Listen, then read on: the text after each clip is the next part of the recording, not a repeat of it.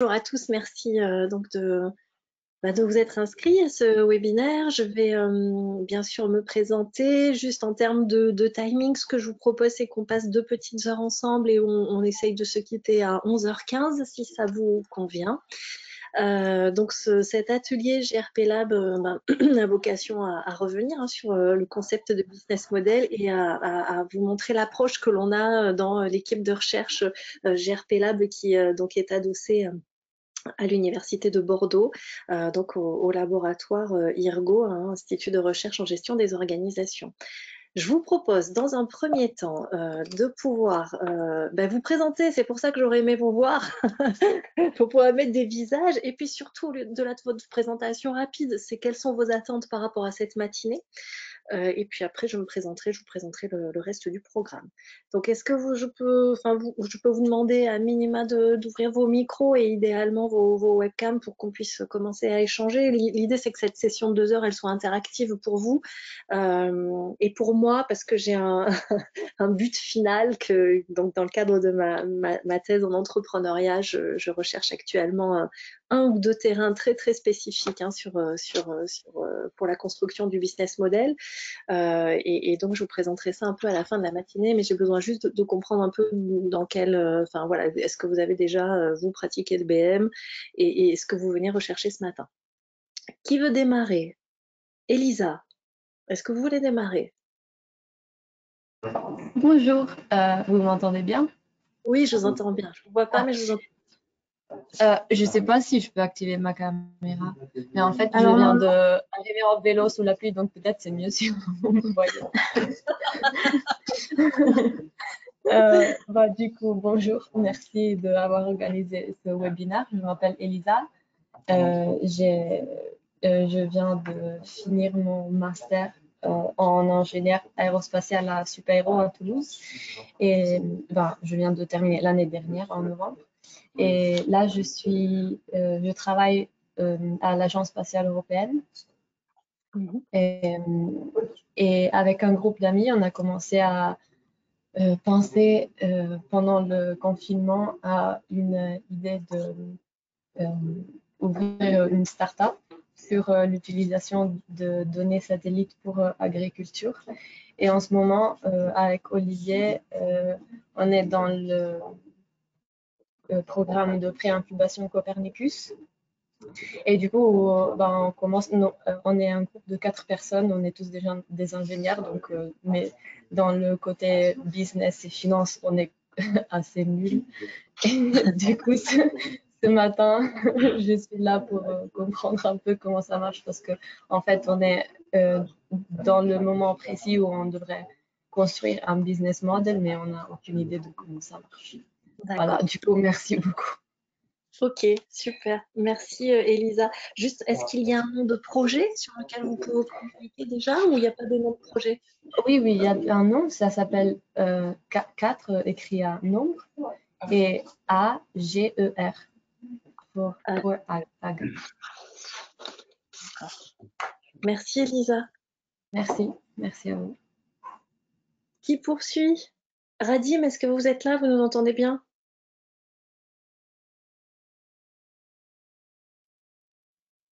Radim?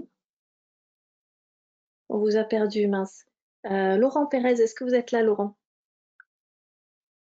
Vous m'entendez bien? Oui, très bien. Ah, ok, on peut pas activer nos webcams parce que l'option n'est pas activée dans l'outil pour les webinars. Donc, je suis Laurent Pérez, je travaille au Pôle Aerospace Valley. Je suis chargé d'affaires mission innovation. J'accompagne les entreprises dans la recherche de financement public national et régional et sur la structuration de leurs projets. Et j'ai déjà fait des études de marché, des analyses de business model parce que j'ai un master en management de projets innovants. J'ai déjà accompagné des entreprises sur toute la chaîne de création d'entreprises et de structuration de leur DM. Et du coup, je venais voir un petit peu votre outil et comment il était structuré. Vous avez utilisé le business model Canvas, j'imagine, jusqu'à présent, ou d'autres modèles, Odyssey 3.14 ou RCOV? Avec quoi vous travaillez aujourd'hui? Principalement Canvas. D'accord. Ok. pose la question parce qu'il y a déjà plus de 45 modélisations de business model dans la littérature grise et plus de 140 représentations qui émanent en fait des praticiens. Mais effectivement, le Canvas a fait une percée internationale il y a 10 ans. Merci Laurent. Merci à vous. Benoît, est-ce que vous êtes là, Benoît Lange?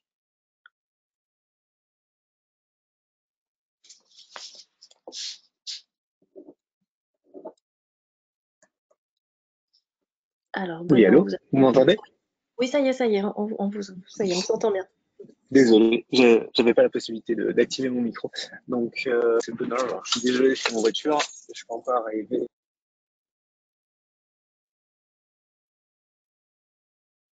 Ah, allô, est-ce que vous m'entendez? Ouais, ça a coupé un petit peu. Vous êtes prudent quand même, Benoît, vous n'êtes pas en train de rouler, si? Non, je suis arrêté. Donc, du coup, moi, c'est Benoît. Je suis le PDG de la société DataTerrae. Donc, DataTerrae, c'est une jeune startup qui s'est créée l'an dernier, en septembre 2020, si je dis pas de bêtises. L'objectif, c'est de valoriser en fait les données de nos clients au travers d'une plateforme qu'on appelle une Data Factory, où on va vendre en fait du support sur cette Data Factory qui est open source et qui permet de valoriser les données de nos clients. On a une deuxième approche qui va être un modèle qui est basé sur de l'accompagnement à l'utilisation des données. En gros, on va faire ce qu'on va appeler un data sprint. C'est une démarche issue du design thinking, en fait, non orienté de données, où au lieu de créer juste une maquette, on va créer un produit en une semaine et en un mois avoir un produit utilisable. Voilà, je suis multi-entrepreneur, c'est ma 5e startup que je crée. Je suis en train d'en créer d'autres. On est accompagné par Copernicus et aussi par le BIC de Montpellier. Et voilà, je pense que c'est à peu près tout. Ok. Pareil, l'outil que vous utilisez en termes de business model, c'est le Canvas ou Ouais, le classique. D'accord, ok. Vous avez des attentes spécifiques par rapport à cette matinée ou pas, Benoît? Alors, c'est un peu découvrir des business models. Alors, j'aime bien justement essayer de trouver des business models innovants, découvrir un petit peu des stratégies. Justement, on avait un projet avec Copernicus qui était sur des outils d'aide à la décision sur la gestion de l'eau. Et typiquement, on est arrivé un petit peu sans business model parce qu'on s'était pas vraiment posé ces questions-là. Donc, c'est aussi de voir un petit peu qu'est-ce qu'on peut avoir comme business model innovant, comme stratégie qu'on peut mettre derrière. On teste différents business models dans différentes sociétés. Typiquement, celle-là, on est plutôt sur une approche support avec un modèle open source. Dans une autre société, ça va être plutôt du service d'abonnement pour des clients. Donc, on teste plein de différents business models. Donc, ça en découvrir d'autres, voir qu'est-ce qui peut être le plus adapté justement sur la problématique de l'eau. D'accord, ok. Merci, Benoît. Radim, est-ce que vous êtes revenu? Guillaume, est-ce que vous êtes arrivé?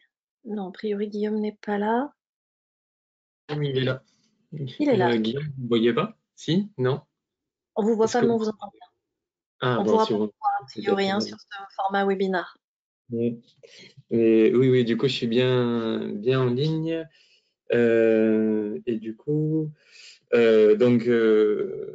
Guillaume Rieux, je travaille actuellement sur un projet, enfin sur une entreprise, Imagine Earth, qui vise à valoriser donc des images satellites pour de la décoration et de la communication. Donc, les images satellites, c'est des images de la Terre qui sont prises depuis l'espace. Et ensuite, il y a un volet donc décoration, où là, c'est une vente en ligne de cadres photographiques pour vendus au grand public pour de la décoration. Et la partie communication, c'est l'organisation d'événements à visée pédagogique ou pour voilà, parler un peu de science, d'environnement, de développement durable, etc. Donc, il y a vraiment ces deux aspects. C'est un projet que j'ai monté en 2018 en parallèle d'une activité professionnelle au sein d'une entreprise toulousaine, plus à l'origine pour monter en compétence sur la partie technique, monter en compétence sur la création d'entreprise, etc.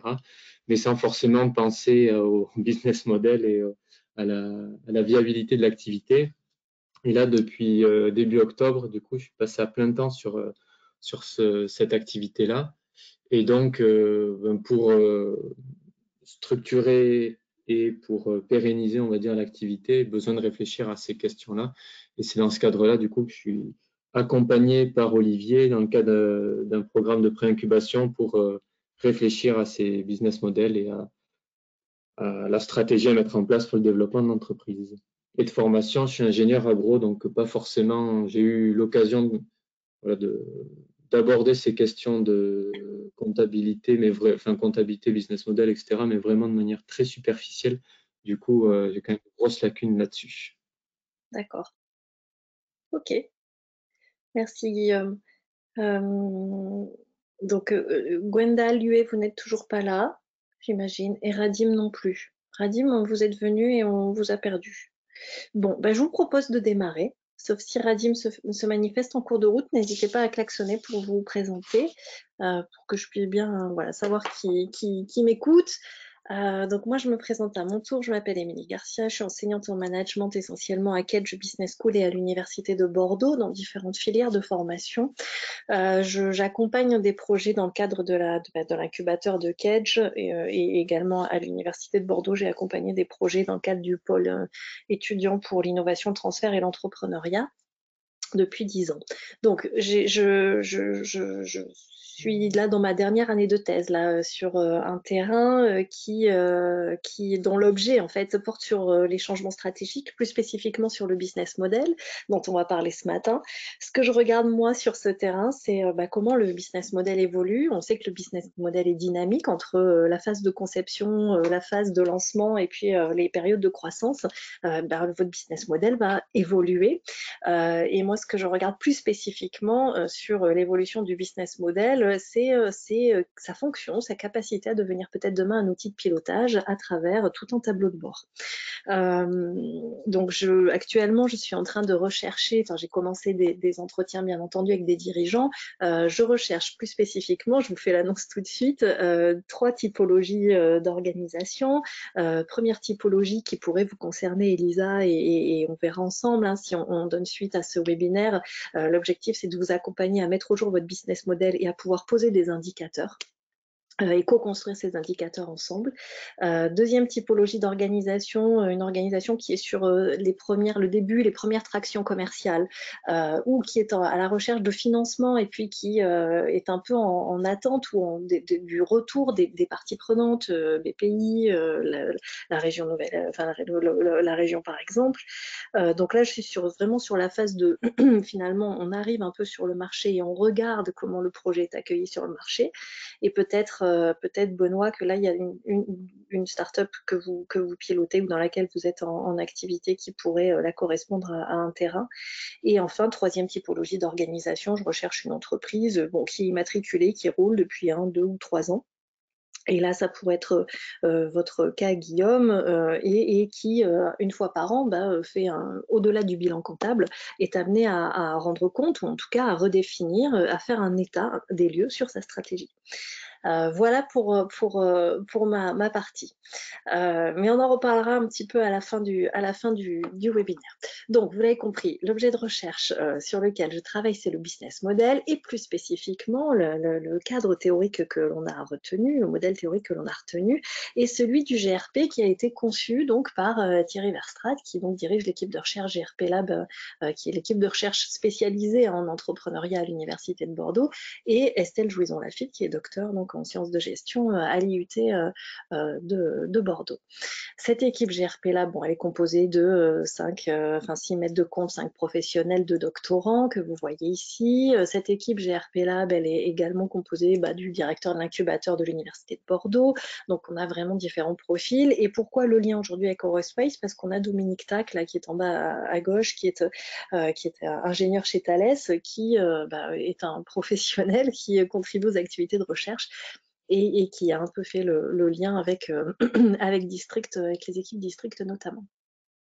Alors, juste pour remettre le GRP Lab dans son contexte et que vous puissiez bien comprendre qu'on a des produits qui sont complètement gratuits car issus de la recherche publique en entrepreneuriat de l'Université de Bordeaux. Au départ, il y a eu d'abord une première publication de l'ouvrage en 2000, Entrepreneuriat et nouvelles technologies, construction et régénération du business model, donc sous la direction de Thierry Verstraete. Puis, il y a eu toute une série de publications, soit sous forme d'ouvrages, soit sous forme exemple notamment dans la thèse de doctorat d'Estelle Jouison en 2008, où là, le modèle GRP a été éprouvé auprès de 8 entreprises innovantes. Puis après, il y a eu d'autres publications, aussi bien sous forme d'ouvrages que sous forme de publications de recherche dans des revues scientifiques. Et en 2013, le GRP Lab est reconnu centre de ressources numériques par le ministère de l'Enseignement supérieur, par exemple, pour à l'usage donc des collèges, des lycées et des universités. 2014, le GRP Lab est devenu un centre d'innovation sociétale de l'Université de Bordeaux. 2016, on a vu l'ouverture de l'incubateur de l'Université de Bordeaux. Et depuis, les travaux autour du business model sur différents champs d'application, aussi bien sur le champ de l'accompagnement que la pédagogie, business model et vin. Forcément, on est à Bordeaux, donc on est assez concerné par les enjeux liés au territoire. Et puis là, la dernière thèse publiée par l'équipe de recherche, enfin par le docteur Alain qui a été donc diplômé, portait sur business model et reprise d'entreprise, et sur finalement les enjeux liés à la représentation du business entre le repreneur et le cédant, et notamment les asymétries d'information et les asymétries de vision entre le repreneur et le cédant. Alors, en termes d'impact, ce modèle GRP, il est aujourd'hui utilisé d'abord à l'Université de Bordeaux et dans les établissements supérieurs de la Nouvelle-Aquitaine. Chaque année, on a à peu près 3000 étudiants formés au modèle GRP. Plus de 15 000 étudiants ont été formés sur les 10 dernières années. C'est également une méthodologie, business model GRP, qui est utilisée par les pôles entrepreneuriat, transfert et innovation au niveau national. C'est également un modèle qui est dispensé en direction des acteurs de l'accompagnement et de l'expertise comptable, puisqu'on organise, comme on fait ce webinaire aujourd'hui, 2 workshops annuels par an. Il est également utilisé le modèle dans l'enseignement secondaire avec un concours propre un peu à la Nouvelle-Aquitaine, au rectorat de Bordeaux notamment, de l'Académie de Bordeaux, qui réunit 750 élèves du secondaire chaque année sur la création de projets fictifs à l'aide du business model GRP. Et puis enfin, on le teste bien sûr et on l'utilise avec les porteurs de projets accompagnés par l'incubateur UbiLab, l'incubateur de l'Université de Bordeaux. Et enfin, il est utilisé de manière après complètement anonyme, puisque vous verrez qu'il y a toute une série de ressources que je vous montrerai en fin de webinaire par des porteurs de projets, entrepreneurs, des intrapreneurs et des managers qui viennent se servir de l'outil qui est gratuitement accessible en ligne. Alors, quelques projets qui ont été conçus avec la méthode donc GRP Lab, et bien par exemple ici Sport Novae, le sport à la maison pour paresseux en fait, qui vise à, fonction de l'excuse du jour, trouver simplement un petit exercice physique à faire à la personne qui a téléchargé cette application. Welib, qui est une plateforme pour destinée aux experts comptables, qui permet d'automatiser et centraliser tous les échanges avec leurs clients. On a là aussi des métiers qui se digitalisent très très fortement dans l'expertise comptable. On a une des solutions qui a été conçue par le projet Welib. Le business model GRP, légalement, et là je pense à votre parcours agro, Guillaume, il se déploie également sur des projets agroalimentaires. On a une jeune fille qui est venue donc se former chez nous pour travailler sur un projet de transformation d'huile de noix. Donc on est sur le département de la Dordogne et pour le coup la famille de cette porteuse de projet avait quelques hectares, et l'objectif était de pouvoir imaginer tout un business model, et aujourd'hui autour de donc la valorisation de l'huile de noix haut de gamme, et donc aujourd'hui elle s'adresse essentiellement à des restaurants gastronomiques. Business model GRP qui s'applique également sur la structure City School, qui relève de l'économie sociale et solidaire notamment, et qui vise à travailler sur l'orientation scolaire et l'insertion professionnelle des jeunes âgés de 18 à 25 ans par exemple. Et puis sur la partie un peu plus techno, on a ici Grip, qui est spécialiste de la reproduction 3D avec un marché de niche au départ qui était le marché des véhicules de collection. Donc installé également à Bordeaux, et Grip a démarré avec ce BMGRP et continue régulièrement à venir témoigner de son développement. Dernier projet conçu avec la méthode GRP Meditech qui s'adresse essentiellement aux professionnels aux pharmaciens tout simplement et aux professionnels de la santé en partant d'un constat que notamment dans certains pays africains en fait il y avait beaucoup de faux médicaments qui se vendent et se revendent sur des marchés et là l'objectif pour ces pharmaciens c'est de pouvoir vérifier la traçabilité et l'origine du médicament qu'ils ont entre les mains. Donc voilà pour Meditech. Au programme de cette matinée, 3 séquences. Le business model, je voudrais juste revenir sur l'origine, le sens et le bon sens, une définition que je voulais vous proposer parce que dans ce jargon startup, en fait, chacun met un peu ce qu'il veut derrière le terme business model et réduit trop souvent le business model au modèle économique. Et on verra pourquoi nous on a une vision beaucoup plus large même que le modèle économique. L'approche par composante sur le modèle GRP. Donc, vous connaissiez pour certains d'entre vous les 9 blocs du business model Canvas. Vous allez voir que sur le modèle GRP, enfin, c'est pas 9 blocs, c'est 7 blocs sur le modèle GRP. On a rajouté 2 composantes supplémentaires pour bien expliquer le projet. Et puis, dernière partie, sur le GRP Lab, je voulais vous montrer les ressources qui sont gratuites, en ligne, accessibles à tous et mises à la disposition donc, de l'équipe de recherche avec notamment des études de cas, des exemples de business model, une solution qui vous permet de concevoir vos business models au format GRP en ligne et en mode collaboratif. Et puis bien sûr toute la littérature dont je vous ai préalablement parlé, les ouvrages et les articles qui ont été publiés, les articles scientifiques publiés sur le sujet. Voilà pour cette première matinée. Alors, donc on va démarrer tout de suite par le business model. Est-ce que vous auriez-vous une définition à me donner sur, pour vous, qu'est-ce que c'est un business model?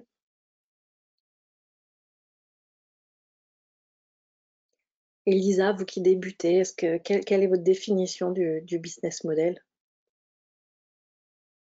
Qu'est-ce que vous pourriez mettre comme dessus? Je sais vraiment pas vous répondre. Juste un mot-clé, qu'est-ce que vous avez mis derrière le terme business et modèle en fait? Comment vous feriez une traduction littérale? Comment on pense que le projet pourra évoluer en termes de business, notre modèle, comment on se projette dans le futur au niveau de business pour le projet. Ouais.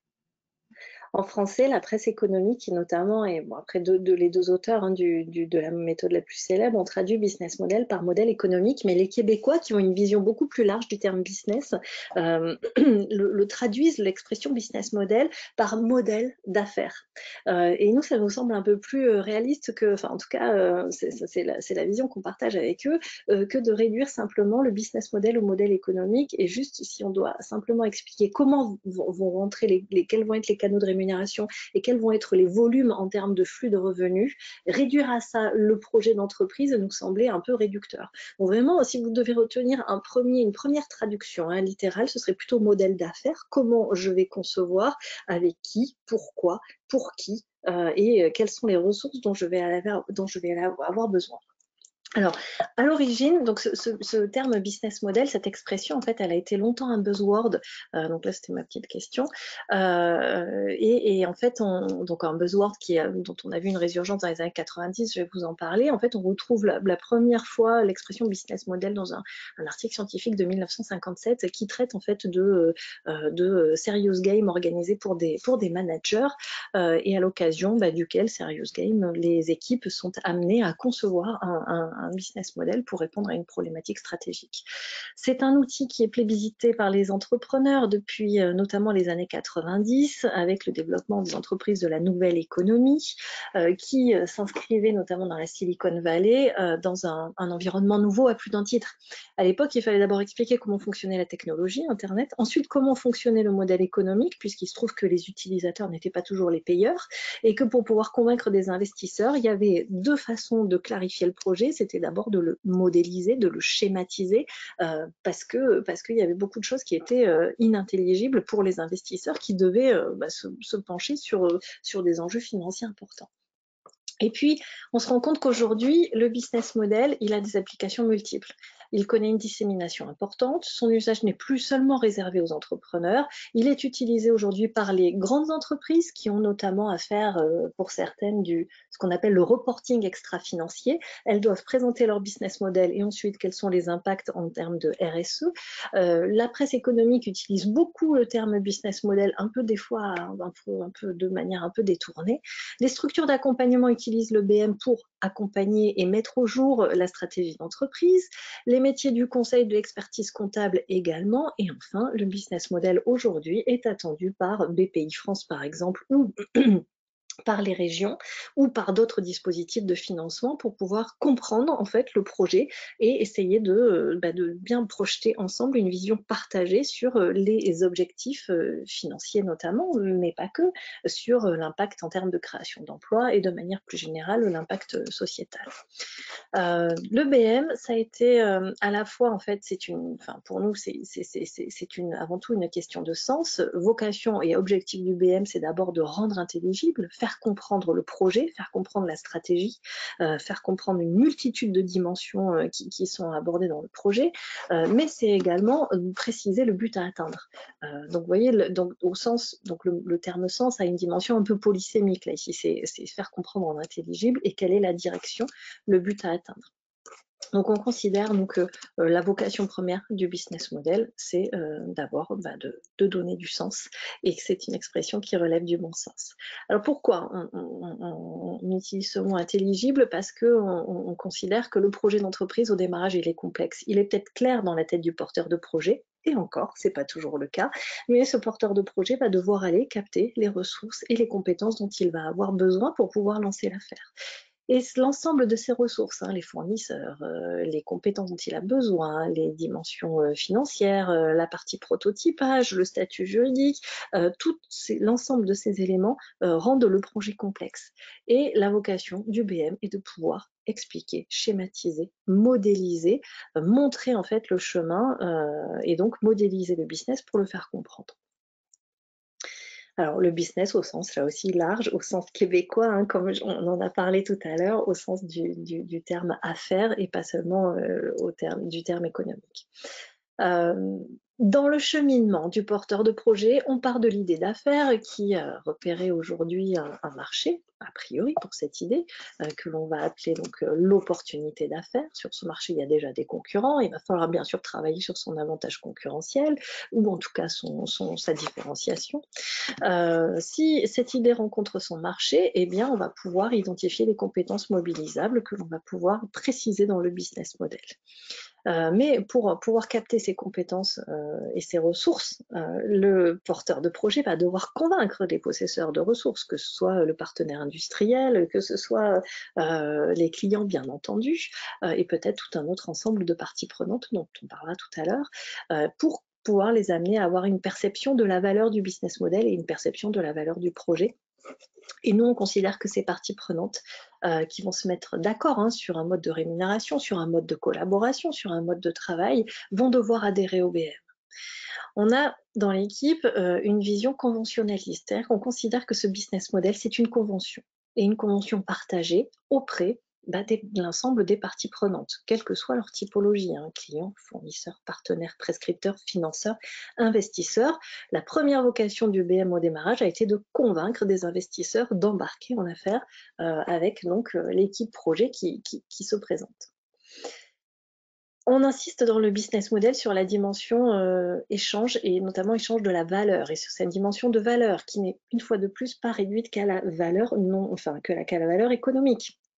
On va vous faire réfléchir sur toutes les performances non financières que vous allez pouvoir présenter à la partie prenante à laquelle vous vous adressez. On sait aujourd'hui que les institutions sont qui vous financent sous l'angle de la subvention sont sensibles à l'impact sur le territoire, à la création d'emplois notamment, au développement, voire même à la création de l'outil industriel ou en tout cas d'un site de production sur le territoire. Et si vous n'avez pas perçu cet enjeu de valeur attendu par votre partenaire ou en tout cas l'investisseur ou la partie prenante institutionnelle que vous allez approcher, eh bien peut-être que le business model il va perdre du sens.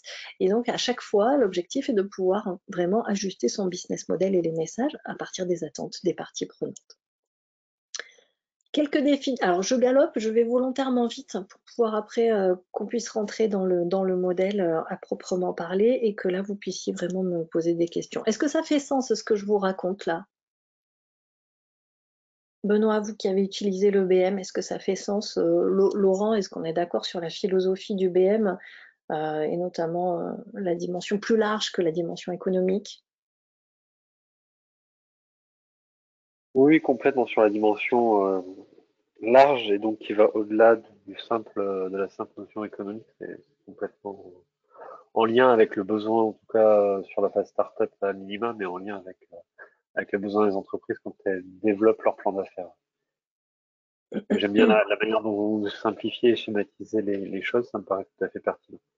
Ouais, bon, au départ, hein, on a vraiment conçu beaucoup de choses pour les étudiants et on se rend compte que ça fait écho chez les porteurs de projets. Moi, je voudrais rajouter effectivement une chose.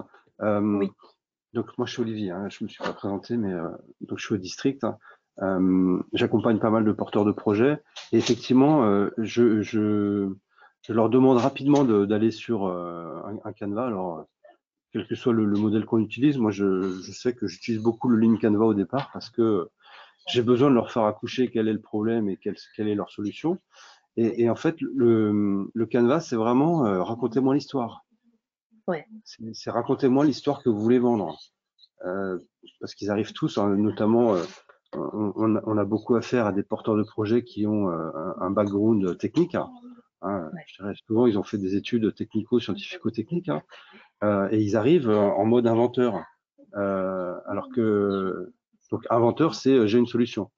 Et là, je leur dis passez en mode innovateur et expliquez-moi quel est le problème que vous voulez résoudre.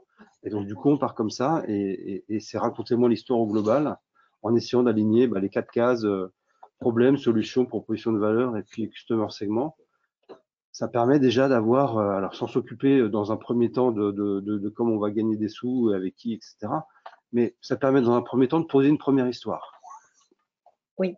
Et cette fonction de storytelling, on va en parler après dans les fonctions du BM, elle est fondamentale pour des investisseurs et surtout, enfin, et puis au-delà de ça, hein, pour des parties prenantes, mais elle est souvent perçue un peu comme une perte de temps par les inventeurs purs en se disant, bon, ça va, enfin, on va pas passer 25 pages de dossier à raconter un peu la genèse du projet, sauf que en formalisant en fait cette histoire, cet outil de formalisation, en tout cas cet exercice de formalisation permet aux porteurs de projet de pouvoir d'abord travailler sur la stratégie, de pouvoir renoncer au démarrage sur d'autres idées, des pivots qu'ils auraient pu peut-être imaginer et de pouvoir planifier aussi les opérations dans le temps.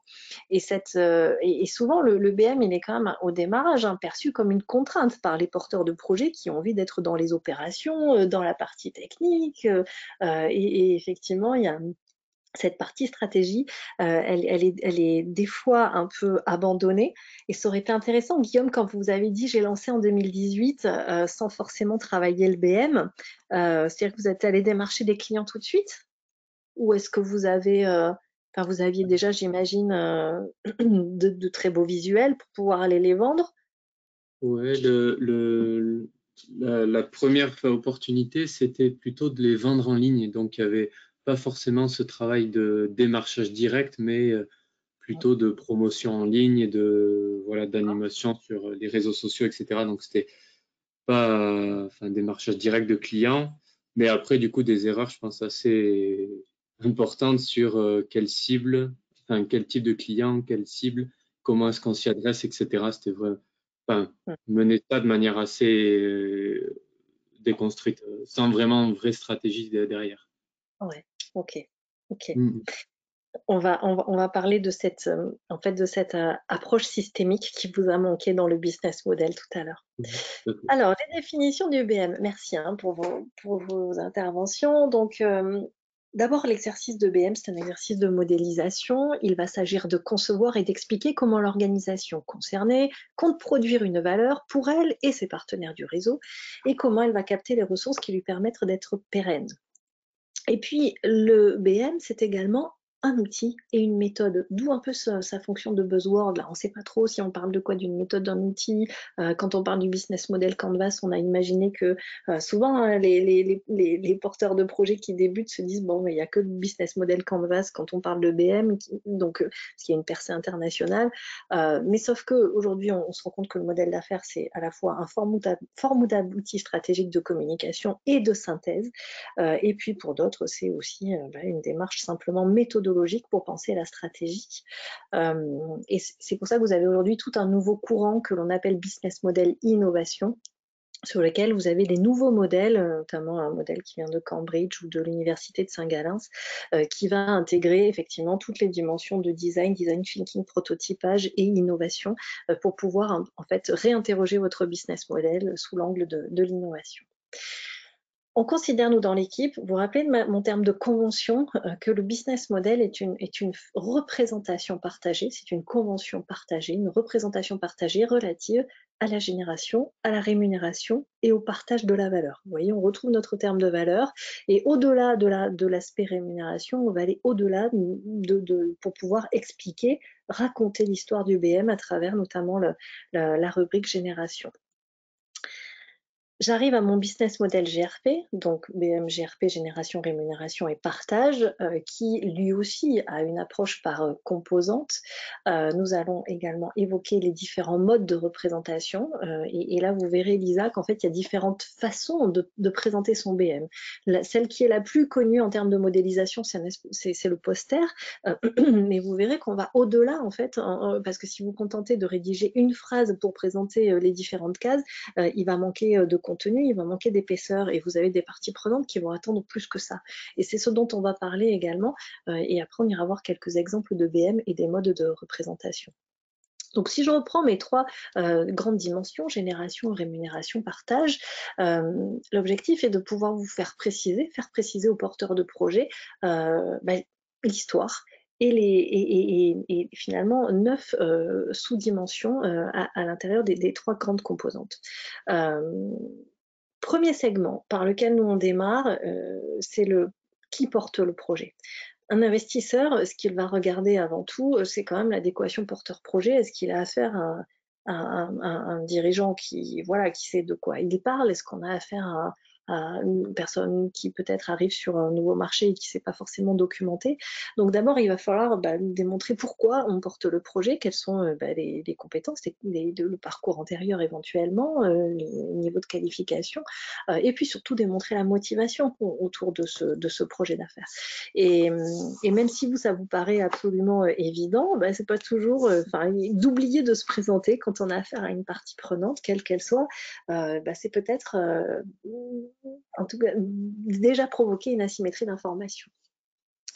On va voir après la deuxième composante, pourquoi, quoi et pour qui correspond à la fameuse proposition de valeur. Et puis tout autour, chemin faisant, on va arriver sur la partie économique et puis sur le partage et les parties prenantes. Ce qu'on veut vous faire comprendre à travers le business model, c'est qu'il y a une approche systémique. Que si vous bougez une composante, ça veut dire que si vous imaginez dans votre business model de rajouter un nouveau produit ou un nouveau service, ça va forcément faire bouger les sources de revenus, faire bouger la composante volume de revenus, faire bouger la composante performance financière et non financière. Et l'objectif de cette formalisation du BM, c'est de vraiment pouvoir construire votre stratégie à travers cette approche systémique. Une autre façon de voir le business model sous ce format poster, c'est de pouvoir répondre d'abord à la première question, donc qui vous êtes. Deuxième question, qu'est-ce que vous faites et pour qui vous le faites, qui sont vos clients. Quatrième question à vous poser, ou en tout cas à clarifier, c'est comment vous allez le faire. Quelles sont les ressources dont vous avez besoin? Est-ce que ce sont uniquement des ressources financières, des ressources techniques, des ressources intellectuelles et commerciales notamment? Ensuite, quand on va passer sur la partie rémunération, oui, on va vous demander de clarifier quelles sont les sources de revenus, comment vous allez faire entrer de l'argent dans le projet, combien, quels sont les volumes, et là on va vous faire travailler en termes de vision stratégique aussi sur des échéances de 1 à 3 ans pour qu'on puisse comprendre un peu quelles sont, comment vous allez faire grossir le business. Et on va vous interroger sur la partie performance. Et quand on appelle ça des performances, c'est un peu quand même ce que va regarder l'investisseur. Ça va être aussi bien les performances financières, en termes de taux de marge notamment, performance commerciale, est-ce que vous atteignez chaque année les objectifs que vous étiez fixés initialement, mais également les performances non financières. Et c'est un peu ce que va regarder là pour le coup les institutions, ce que vont regarder les institutions, ce que vont regarder vos consommateurs. Donc il y a tout un univers de performances non financières sur lesquelles vous allez aussi devoir vous interroger. Clarifier son écosystème et notamment les parties prenantes avec qui on veut travailler, qui sont effectivement les clients, qui sont les fournisseurs, qui sont les prescripteurs, qui sera le banquier avec lequel vous allez travailler en bonne intelligence, même quand vous allez être peut-être sur des périodes moins fastes, qui vont être toutes les, enfin voilà, les conseils juridiques desquels vous allez pouvoir vous entourer, qui vont être les réseaux d'acteurs, que ce soit des réseaux professionnels, que ce soit des organisations professionnelles dont vous allez, enfin, voilà, auxquelles on va vous encourager peut-être à vous rapprocher pour pouvoir vous faire connaître. Quel est votre écosystème, qui sont vos parties prenantes et surtout, comment vous allez imaginer de mettre en place un échange de valeurs gagnant-gagnant avec ces parties prenantes. Rubrique là qu'on a également rajouté dans le business model GRP, c'est quelles sont les règles du jeu. Est-ce que vous avez perçu les codes? Est-ce que vous avez compris comment on faisait du business dans votre secteur d'activité?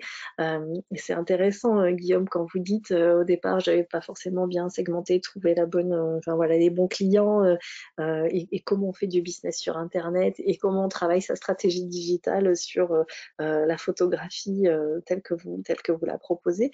C'était intéressant de pouvoir se poser ces questions-là. Qui sont là aussi quelles sont les contraintes que vous allez avoir dans vos métiers, les contraintes réglementaires, mais pas que. Est-ce qu'il y a d'autres contraintes auxquelles vous allez devoir faire face? Et puis enfin, quelle est votre place, quelle est la place du projet dans l'environnement général? Est-ce qu'on est sur quelles sont les grandes tendances sur le plan politique, économique, sociologique, technologique, environnemental et légal? Donc voilà le poster générique autour de ce business model GRP et les questions que l'on vous demande de vous poser, aussi bien sur le modèle productif, qui correspond finalement à la génération de la valeur, sur le modèle économique, donc là un certain nombre de questions à clarifier également, et sur le modèle partenarial, que l'on vous encourage dès le démarrage, dès la phase de conception, à travailler et à clarifier pour pouvoir inscrire finalement votre projet dans un environnement qui est déjà existant et de pouvoir sélectionner les parties prenantes qui vont vous aider à faire grossir le business. Ça va sur ces 3 grandes catégories et 9 composantes. Vous avez des questions ou là, parce que là, maintenant, ce que l'on va voir sur cette partie, c'est la composition de ces composantes et les questions auxquelles vous devez répondre dans chacune de ces composantes. Est-ce que vous voulez réagir par rapport au business model Canvas que vous aviez utilisé pour certains d'entre vous préalablement? Non. Alors, je continue. Donc, troisième grille de lecture, d'abord l'approche systémique, ensuite les 3 modèles à clarifier. Dans chacune des composantes, il y a un certain nombre d'items que l'équipe de recherche chez Estelle notamment a mis au point et sur lesquels on va vous encourager à vous interroger. Donc sur la première rubrique porteur, on va rentrer vraiment dans les détails par la suite, c'est qui porte le projet et plus spécifiquement quelle est l'expérience, quel est le parcours antérieur, quel est le profil du porteur de projet, quelles sont ses motivations, quel est éventuellement le réseau qui peut l'aider à démarrer sur le projet. Est-ce qu'il y a une complémentarité dans l'équipe projet? Et là, il va être important de bien clarifier de qui est composée votre équipe. Et notamment, Elisa, si vous êtes 4, bien expliquer s'il y a complémentarité ou comment vous avez imaginé de vous répartir les tâches. Deuxième composante sur la proposition de la valeur, il va falloir bien sûr nous expliquer ce que vous faites, et sur une phrase extrêmement simple, et nous expliquer peut-être d'où vient l'idée d'affaires, comment elle a été travaillée, quel est effectivement le problème que vous avez identifié pour pouvoir nous expliquer votre solution. On vous encourage à vous interroger très tôt sur la protection. Alors, on sait bien qu'une idée en soi n'est pas protégeable, mais qu'est-ce que vous allez pouvoir imaginer protéger en termes de nom de marque, en termes de logo, en termes de peut-être après de technologie. Donc, très tôt autour de l'idée d'affaires, on va vous encourager à vous poser ces questions-là sur les sources, sur le problème identifié, bien entendu, et sur la protection. On va vous demander ensuite de préciser qui sont vos cibles. Est-ce que d'abord vous êtes sur un marché en croissance ou sur un marché qui est peut-être un peu en déclin et pour plein de raisons différentes. Hein. Si on prend aujourd'hui le marché de l'automobile neuf, on a des constructeurs qui sont vraiment dans les voyants rouges. Sur l'aéronautique civile, les interrogations sont extrêmement fortes également. Donc se poser juste les bonnes questions de l'attractivité du marché et d'aller peut-être vous plonger dans quelques études récentes, sourcées à travers des bases de données qui sont aujourd'hui offertes en termes en termes économiques, ça vous permet quand même de prendre la mesure des signaux forts et des signaux faibles. On va vous demander bien sûr de préciser quelle est votre cible ou qui sont vos cibles, cible principale, cible secondaire. Et on vous amène de plus en plus à utiliser effectivement les techniques qui relèvent du design et plus spécifiquement du design thinking avec des personas quand vous êtes sur du marché de particulier. Quelle est la concurrence? Et moi, j'encourage les étudiants et les porteurs de projets très vite, hein, après l'idée d'affaires, à vraiment cartographier les principaux concurrents, comment vous positionnez. Il n'y a pas réellement de problème à ce que vous ayez des concurrents si vous arrivez à clarifier votre avantage concurrentiel, bien entendu. Et puis peut-être, quelle est l'ambition du projet aujourd'hui et demain? Qu'est-ce que vous imaginez en termes d'élargissement de gamme, ou peut-être de marché ou de zone géographique? On a besoin de comprendre très vite comment vous projetez les choses à 3 ans et peut-être au-delà, et notamment en termes géographiques. Troisième composante, qui là est moins évidente pour les porteurs de projets, c'est comment? C'est la fabrication de la valeur. C'est-à-dire qu'on va avoir besoin de comprendre quelles sont les ressources qui vont être nécessaires au projet. Et notamment, est-ce que vous allez avoir besoin de ressources financières, de ressources, de compétences internes, d'un business développeur? Est-ce que vous allez avoir besoin d'un local, de machines? Donc l'objectif, c'est que vous puissiez là aussi très tôt clarifier les principales ressources dont vous allez avoir besoin.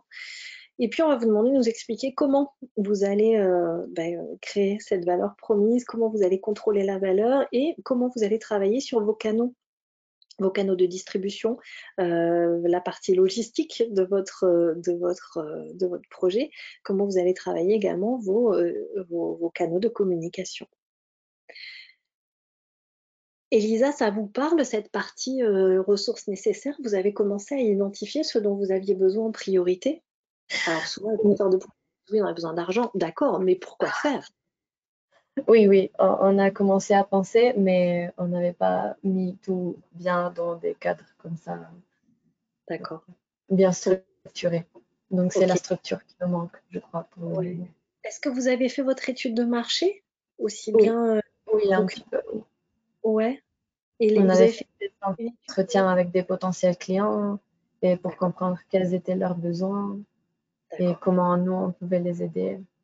D'accord. Ok, donc vous avez déjà de la matière pour pouvoir… Parce que le business model, c'est le document de synthèse, mais plus en annexe, vous allez montrer des preuves de ce que vous avez fait, notamment en termes d'études de marché et au niveau du prototypage, plus vous allez être crédible et convaincant surtout. Donc s'arrêter simplement au business model sans apporter les preuves de ce que vous dites, il va falloir peut-être imaginer un certain nombre d'annexes si bien sûr vos parties prenantes vous les demandent, et je pense notamment aux investisseurs. Alors merci Émilie. Ouais. Je voudrais, parce que moi j'encourage vraiment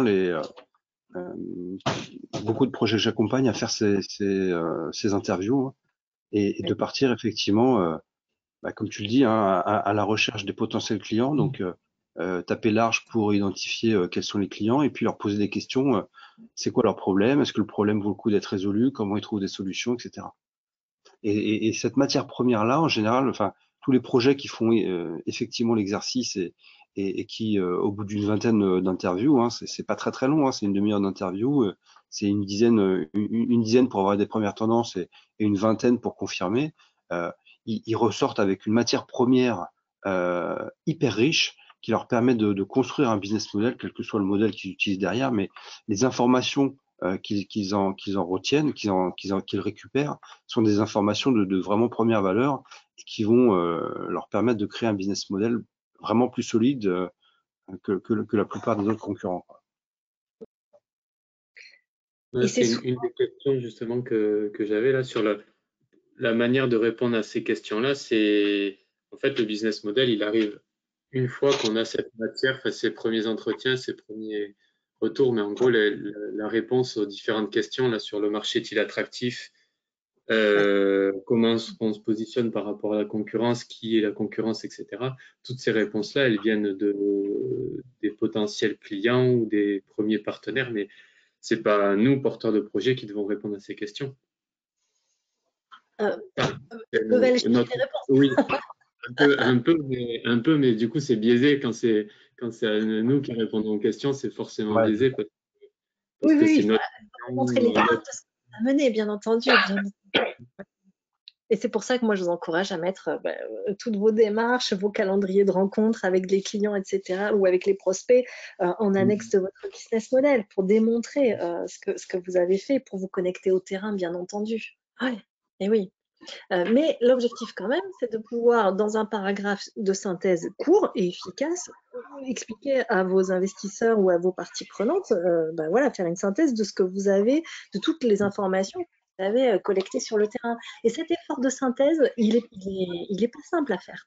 Parce que soit vous envoyez un business model qui fait 40 pages à une partie prenante, et notamment un investisseur qui ne va pas lire. Clairement, 40 pages, c'est pas lu.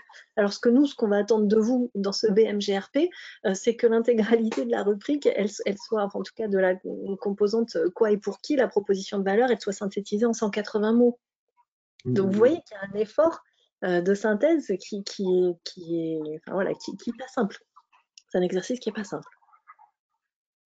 Sur les ressources, ça va. Vraiment, il faut que vous ayez une vision binaire des ressources. Quelles sont les ressources matérielles et immatérielles, ressources financières et en termes de compétences humaines, en termes de capital humain, de quoi je vais avoir besoin pour pouvoir lancer l'affaire. Est-ce que j'ai besoin, sur les ressources matérielles, d'un local, d'un bureau, d'une machine et en face, après, on va chiffrer dans la partie d'après ces ressources-là. Et en termes de capital humain et notamment de ressources immatérielles, j'ai besoin de quoi? Est-ce que j'ai besoin d'un bon conseil juridique pour la partie protection? Est-ce qu'au contraire, j'ai besoin juste d'un bon business développeur pour aller chercher des clients? Est-ce que j'ai besoin d'une agence de strat digitale pour pouvoir imaginer toutes les techniques de gros hacking dont on a besoin aujourd'hui sur Internet?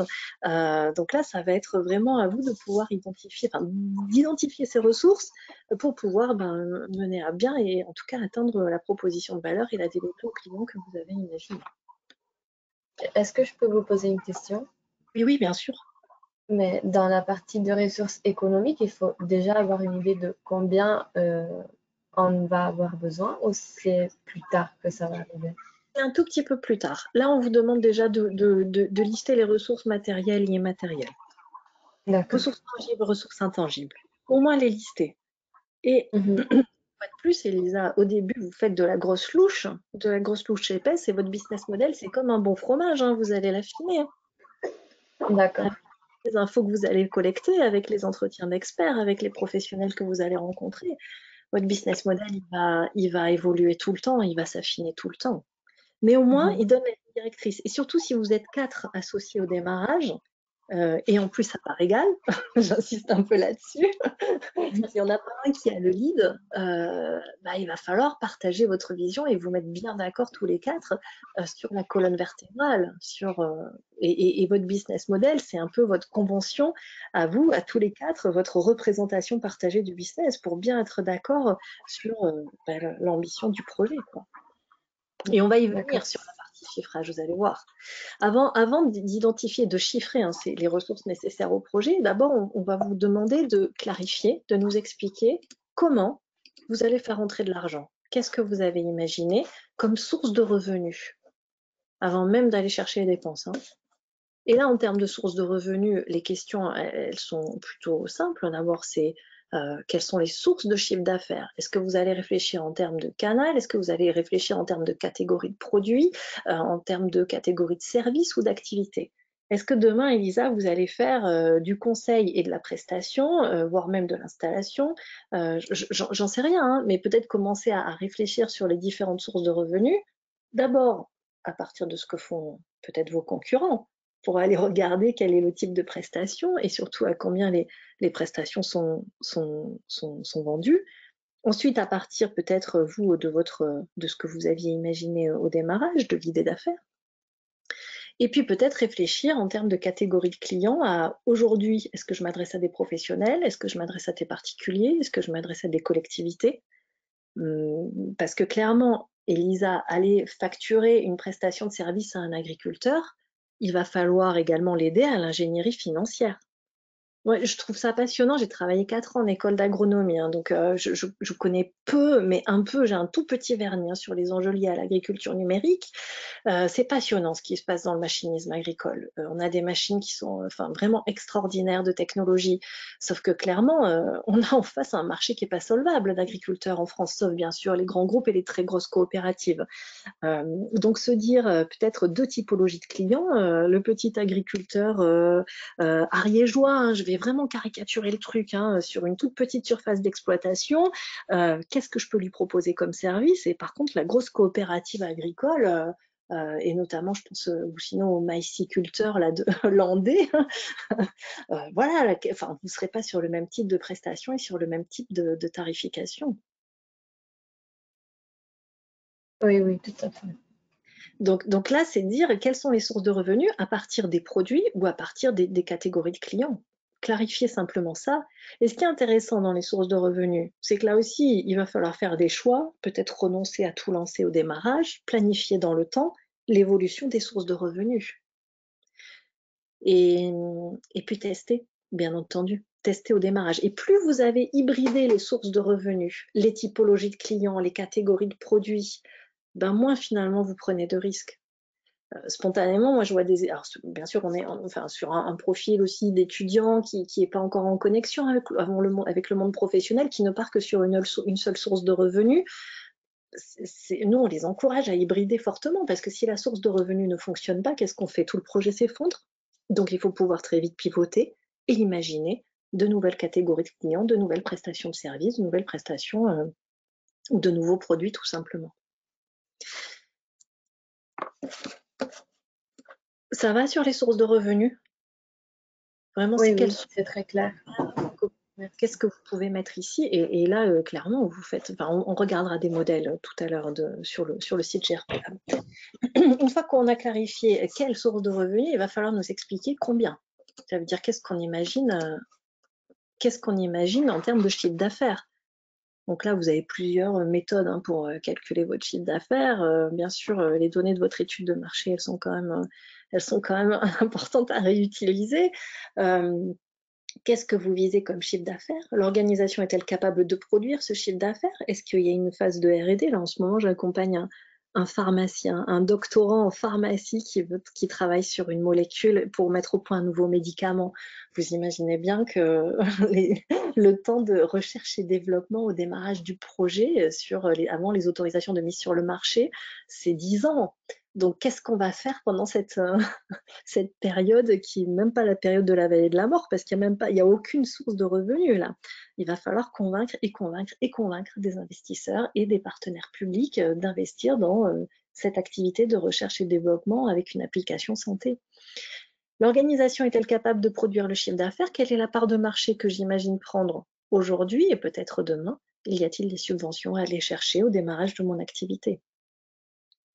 Ce qu'on va regarder, en fait, c'est comment vous imaginez aussi de faire grandir ce chiffre d'affaires, c'est-à-dire année 1, année 2, année 3. Qu'est-ce que vous mettez de plus sur l'année 2? Qu'est-ce que vous mettez de plus sur l'année 3? Est-ce qu'on est sur de l'extension géographique? Est-ce qu'on est sur des extensions de gamme, de produits ou de services?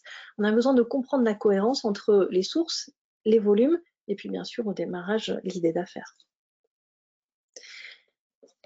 Et puis sur la partie performance, qui est celle sur laquelle moi je travaille un peu dans le BM, même si les indicateurs, on peut en mettre partout, c'est sur les performances d'abord, bien sûr, financières. Donc à minima, ce que vont attendre des investisseurs privés notamment, c'est quelle est la rentabilité d'exploitation, quelle est la rentabilité des capitaux, quelle est la performance sectorielle, est-ce qu'il y a d'autres types de revenus, et puis la performance non financière. Donc là, on va travailler sur l'image de marque, la notoriété, les enjeux RSE bien entendu, éventuellement des labels, des certifications, et ces certifications, dans certains secteurs d'activité, elles vont être incontournables. Si demain vous voulez accéder à des marchés publics, et vous voyez, Elisa, je vous encourage à réfléchir à toute cette partie qu'attendent les collectivités, qu'attend le ministère de l'Agriculture, que peut attendre de la SAFER, de votre idée d'affaires. Bien essayer de comprendre quelles sont les conventions, quelles sont éventuellement les certifications, les labels qui montrent que vous vous engagez sur un certain nombre de critères et de garanties de qualité, en fait. Est-ce que ça va sur la partie économique? Source de revenus, les volumes et performance.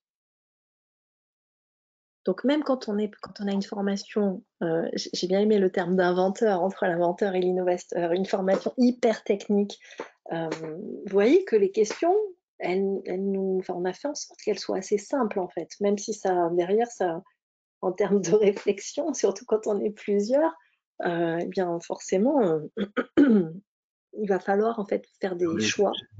Les questions sont simples, mais les réponses sont pas forcément simples à avoir. Hein. Mais oui, parce que derrière, il y a d'autres outils en fait pour vous aider à construire ces réponses-là. Mais au moins se dire, on part sur du particulier ou du professionnel. Qu'est-ce qu'on vise comme marché au démarrage? Qu'est-ce qui semble quel est le marché qui nous semble le plus accessible, qui a le moins de barrières à l'entrée, sur lequel peut-être il y a le moins de concurrents, ou au contraire, il y a déjà beaucoup de concurrents, donc ça veut dire qu'on a des clients qui sont déjà acculturés à nos produits et à nos services. Donc, moi, j'aime beaucoup aussi, si je peux me permettre, de partager la remarque de Guillaume tout à l'heure qui dit est-ce que c'est ma réponse ou est-ce que la réponse doit venir de ce que je pense ou de ce que le marché dit? ouais. Et ça, je vous encourage vraiment à adopter une approche. Moi, j'aime bien, hein, c'est Lean Startup. Vous pensez un truc et c'est le porteur de projet pense que. Et donc, valider en fait cette idée rapidement au travers des interviews, au travers d'un MVP, au travers de tout ce que vous pouvez avoir. Mais du coup, le fait de la valider ou pas rapidement, ça va vous permettre d'avancer et de construire pierre par pierre l'étape d'après. Mm. L'exemple que tu prenais, est-ce que c'est du particulier, est-ce que c'est du professionnel?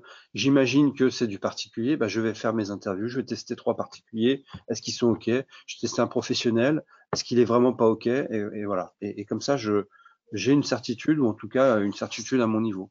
Et je peux avancer à l'étape d'après. Ouais. Alors effectivement, ça prend du temps, mais c'est un temps qui est vraiment qui est fondamental, quoi. Si vous passez à côté de ça, vous risquez après effectivement de faire fausse route et vraiment aller sonder nous on vous pousse au maximum à effectivement aller à la rencontre de vos parties prenantes très tôt, très vite en fait. Donc, vous voyez, sur la partie économique, qui n'est en fait qu'un tiers du business model, là, l'objectif est de pouvoir dire simplement quelle est votre vision du projet, quelle est votre vision en termes de sources de revenus, en termes de volume, en termes de performance, pour pouvoir convaincre les investisseurs et demain également les clients. Dernière dimension sur laquelle on travaille, c'est la dimension partenariale. Et très tôt, hier, moi j'avais 4 étudiants là, en coaching, je les encourageais à faire la cartographie, faire une jolie carte de parties prenantes avec différentes typologies à identifier. Donc d'abord, qui sont les parties prenantes? Bien entendu, il y a les parties prenantes en amont, notamment toute la partie fournisseur dont vous allez avoir besoin, et puis les parties prenantes en aval, et notamment les clients. Et tout autour vont graviter peut-être des prescripteurs. Parmi les prescripteurs, L'autre jour, on avait en cours une entrepreneure qui venait témoigner du lancement de sa gamme de textiles, beachwear. Donc, on est vraiment sur du textile anti-UV pour les enfants, mais également pour les adultes. Elle disait, j'ai essayé toutes les influenceuses et micro-influenceuses du monde. Bon, clairement, ça n'a pas marché. Par contre, j'ai eu un article de presse dans la presse féminine. C'est ce qui a généré le plus d'explosions sur les comptes réseaux sociaux et qui se sont transformés par des ventes. Donc, vous voyez qu'en fait, c'est encore même sur aujourd'hui Internet, dans les vieux pots qu'on fait les meilleures soupes, hein, pour prendre une expression un peu triviale, et que si vous vous êtes passé à côté de cette presse spécialisée qui peut-être peut vous amener du business. Donc, vous êtes passé à côté d'un salon qui est le salon, là cette semaine, il y avait à Paris le salon de la cosmétique, où on retrouvait tous les labos et les industriels. C'était, enfin, voilà, il y a des temps, des parties prenantes que vous allez devoir commencer à cartographier. Et ce qui est intéressant, c'est que quand vous commencez à interroger un client, vous allez là aussi pouvoir identifier d'autres parties prenantes. Quand vous l'interrogez sur ses habitudes de consommation, sur les problèmes qu'il rencontre, sur ses besoins, vous allez voir qu'il va vous amener un certain nombre d'informations pour vous aider en fait à cartographier vos parties prenantes. Quelle valeur ces parties prenantes apportent-elles à l'organisation? Quel est leur pouvoir? Et notamment, est-ce qu'on a un pouvoir de prescription, de faire grossir le business, ou au contraire, est-ce qu'on a un pouvoir de nuisance, auquel cas il va falloir être hyper attentif à soigner les relations avec vos parties prenantes. Est-ce que ça va sur les parties prenantes? Donc, bien identifier d'abord les typologies de parties prenantes. Qui sont mes clients, qui sont mes fournisseurs, qui sont mes prescripteurs, qui sont bien sûr peut-être les investisseurs potentiels.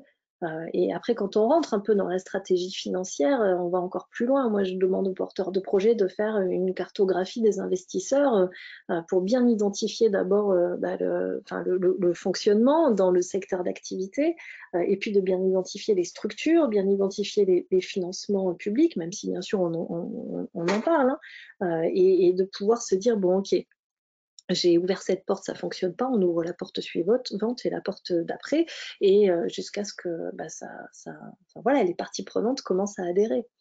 Ce qui va m'intéresser, moi, dans mon travail de recherche, hein, sur la thèse, justement, c'est de bien comprendre quelles sont les attentes des parties prenantes à partir de la lecture d'un projet, et de voir comment le business model il va être réajusté à partir du feedback, des retours que vont faire les parties prenantes sur la présentation du business model. Deuxième sous-rubrique dans la deuxième composante dans la catégorie convention, quelles sont les règles du jeu? On a commencé un peu à en parler autour des salons, des annuaires professionnels. Donc d'abord, c'est se poser la question de comment fonctionne le business. Quel est le salon incontournable? Quel est le canal de distribution incontournable? Y a-t-il, je ne sais pas moi, une obligation? Quand on ouvre un restaurant, le porteur de projet doit avoir suivi une formation sur la conservation des denrées alimentaires, la formation HACCP. Est-ce qu'il y a des règles du jeu qui sont spécifiques à votre secteur d'activité? Bien entendu, Guillaume, sur votre projet, j'imagine que les conventions spécifiques sont liées notamment au crédit photo et au droit d'auteur finalement. Peut-être que sur la partie satellite, il y a d'autres, et j'imagine que, enfin je ne les connais pas, hein, mais qu'il doit y avoir d'autres conventions un peu spécifiques et des autorisations un peu spécifiques également. Sur la partie data, Benoît, je viens pas trop vous chercher là-dessus, mais il y a des conventions hyper spécifiques sur les données. Et en plus, quand vous parlez de les rendre en open source, là aussi, quelles sont vos contraintes en fait sur ces enjeux-là? Quelles sont les règles du jeu et quelles sont les conventions, et notamment les conventions? Donc là, on vient de parler des conventions un peu écrites, des conventions formelles et puis des conventions informelles. C'est à ce moment-là ici qu'on vous demande de préciser quel est le statut que vous avez imaginé adopter, le statut juridique pour lancer votre organisation. Et puis enfin, dernière rubrique sur laquelle on vous encourage à vous interroger, c'est comment intégrer l'environnement, mon environnement global, quel est l'écosystème, quelles sont les grandes tendances, les grandes opportunités, comment va s'articuler l'EBM, avec mon écosystème. Donc, on l'a un petit peu évoqué tout à l'heure. Est-ce qu'il y a aujourd'hui une législation, on a, je sais pas moi, sur le plan politique et économique, un grand plan de relance en France. Est-ce que vous pouvez vous inscrire dans une partie de ce plan de relance et en quoi il fait écho avec votre projet? Sur les enjeux liés, je reviens sur le projet d'Elisa, hein, liés à l'agriculture, il y a des enjeux forts en France, hein, de ces métropoles qui aujourd'hui sont plus en capacité d'être en autonomie alimentaire, hein. À Bordeaux, il y avait une étude il y a quelques années dans l'école où j'étais, donc les enseignants et les ingénieurs agro avaient pu démontrer que si demain on était coupé de tous les réseaux de distribution, pour la métropole de Bordeaux, on n'avait que 24 heures d'autonomie alimentaire. Vous imaginez qu'on ne va pas aller loin. Donc, c'est intéressant d'aller chercher ces éléments-là sur l'écosystème pour pouvoir dire, en plus en fait, d'apporter une solution à un besoin insatisfait ou à un problème rencontré par nos usagers, plus globalement, on s'intègre dans tel type de tendance sociétale, environnementale, politique, économique et bien entendu légale. Est-ce que ça va sur la partie prenante? Est-ce que ça fait écho là aussi un peu à votre vision de votre projet? Est-ce que vous étiez posé ces questions sur notamment qui sont mes parties prenantes, comment je travaille avec elles et comment je m'intègre dans mon environnement? Pas forcément de manière très formelle, mais forcément on est amené à se les poser, mais c'est plus moi, en tout cas, je les ai plus subies, entre guillemets, ces questions, enfin, de me demander, il y a tel partenaire, est-ce que oui ou non je travaille avec lui, etc. Mais un peu devant le fait accompli, sans forcément y réfléchir à l'avance et sans forcément, voilà, le penser à l'avance et mesurer l'impact de ces choix-là sur la suite.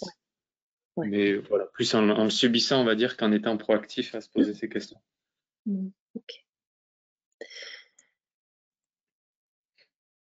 Alors, les fonctions du business model et spécifiquement du modèle GRP, nous tel qu'on l'utilise dans l'équipe de recherche. D'abord, c'est de créer du sens et de rendre intelligible, vous l'avez compris, c'est le premier objectif du business model. Deuxième objectif, convaincre vos parties prenantes, convaincre les investisseurs, mais pas seulement, vos clients, vos fournisseurs, et convaincre simplement et en étant audible. De pouvoir également, le business model, il sert à concevoir le projet, donc à le designer, à le formaliser. Nous, on pense qu'il y a un pouvoir émancipatoire de l'écriture. Faire des séances de brainstorming, c'est super. Utiliser des post-it, c'est super, c'est créatif. Mais à un moment donné, il faut se contraindre à prendre un document, partager et à pouvoir bien formaliser ce que vous vous êtes, ce sur quoi vous avez échangé dans vos séances de créativité. Bien entendu, le business model, il a une fonction de raconter une histoire, raconter le projet, et cette fonction de storytelling, elle est aujourd'hui fondamentale. On est dans un monde de la communication, dans un monde de l'image, et le storytelling fait partie des codes et des conventions en entrepreneuriat aujourd'hui. Donc, bien entendu, l'objectif aussi, au-delà de la conviction, c'est de fédérer les parties prenantes et puis de pouvoir les fidéliser, et notamment vos fournisseurs et vos clients. On utilise le business model comme un outil de diagnostic, et vous le verrez sur la plateforme GRP Lab, on a travaillé sur le diagnostic de plusieurs vignobles dans la région de Bordeaux. On utilise aujourd'hui le business model pour définir et piloter sa stratégie. Ça, c'est un petit peu l'objet de mon travail de recherche.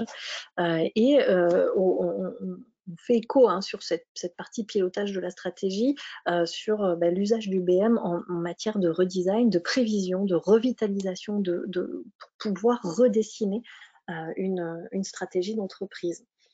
Et pour ça, on a besoin de mesurer les écarts entre ce qui avait été conçu, ce qui est réalisé et ce que l'on peut imaginer demain à partir de la méthode des scénarios.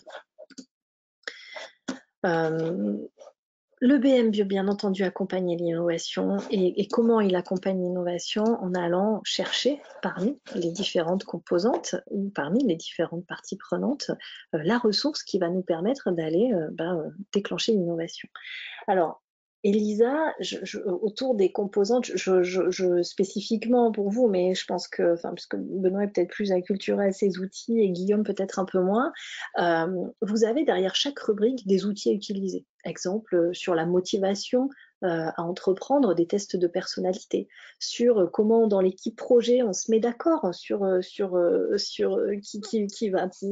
comment vous allez en fait prendre place dans les affaires et notamment quelle va être votre implication dans l'entreprise à travers un pacte d'actionnaires. Sur la proposition de valeur, vous avez des études en propriété industrielle, des outils de créativité, on va parler de carte mentale tout à l'heure.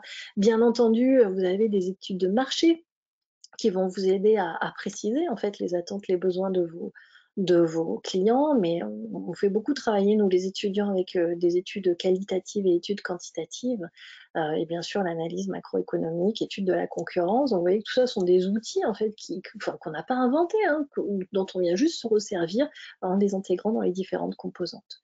Sur la partie fabrication de la valeur, on va vous encourager à réfléchir à votre chaîne de valeur, à observer les pratiques de vos concurrents, à imaginer une démarche qualité, des process, des fiches de poste s'agissant des recrutements. Donc vous voyez, tout ça en fait n'est pas nouveau, simplement on remet ces outils-là pour pouvoir vous aider en fait à répondre aux questions qui sont amenées par les composantes. Donc, analyser le chiffre d'affaires par canal de distribution, par cible ou par gamme. Il y a ensuite sur les volumes de revenus des méthodes de calcul du chiffre d'affaires prévisionnel. Sur la partie performance, on va vous encourager à aller chercher le taux de marge, à formaliser le plan de financement initial, le compte de résultats prévisionnels, qui sont des outils en fait d'aide, des outils de gestion, des outils comptables, mais qui vont vous aider, notamment les soldes intermédiaires de gestion, à aller bien identifier la performance de l'entreprise. On a déjà évoqué la matrice des parties prenantes, on va en voir quelques-unes, notamment sur le cas de Thune20. On a évoqué le mapping à travers les cartographies, des interviews, bien sûr, avec des experts. Sur les conventions, il y a tout simplement des conventions modèles à aller chercher, mais également complétées par des entretiens d'experts, de la recherche documentaire, des expériences professionnelles antérieures. Sur la partie enfin écosystème, vous avez ce fameux outil Pestel qui est un outil d'analyse externe en fait à l'entreprise pour pouvoir s'interroger sur les grandes tendances dans l'environnement. Ce que vous devez retenir en termes là aussi d'interaction entre les composantes, c'est que votre business model il va être dynamique et que peut-être s'interroger en phase de conception c'est bien, mais que réviser son business model 6 mois plus tard, ça peut avoir de l'intérêt. Là, je suis allée voir une boîte la semaine dernière qui s'est immatriculée là tout récemment, il y a 15 jours, qui avait gentiment accepté de me transmettre le premier business model en phase initiale qui date de décembre 2021, le deuxième business model en date décembre 2020, pardon, deuxième BM qui avait été rédigé en avril 2021, et on a mis au jour le troisième business model en novembre. Figurez-vous que toutes les composantes ont changé.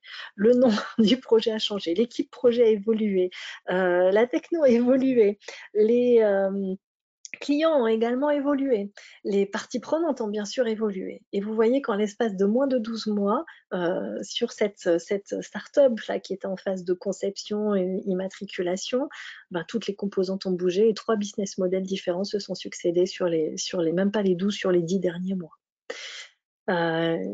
Donc, dynamique du business model, évolution du business model, vous changez la proposition de valeur, vous rajoutez un nouveau produit, un nouveau service, vous allez toucher au volume des revenus. Il y aura également de l'impact sur les sources de revenus. Vous changez la fabrication de la valeur, vous imaginez d'externaliser, je sais pas moi, la fonction commerciale, je dis n'importe quoi, avec des commerciaux indépendants, vous allez forcément faire évoluer les sources de revenus, mais également les performances, et vous risquez de perdre peut-être en termes de marge. Vous changez la fabrication de la valeur sur notamment la stratégie de communication, vous allez pouvoir faire évoluer la rubrique composante.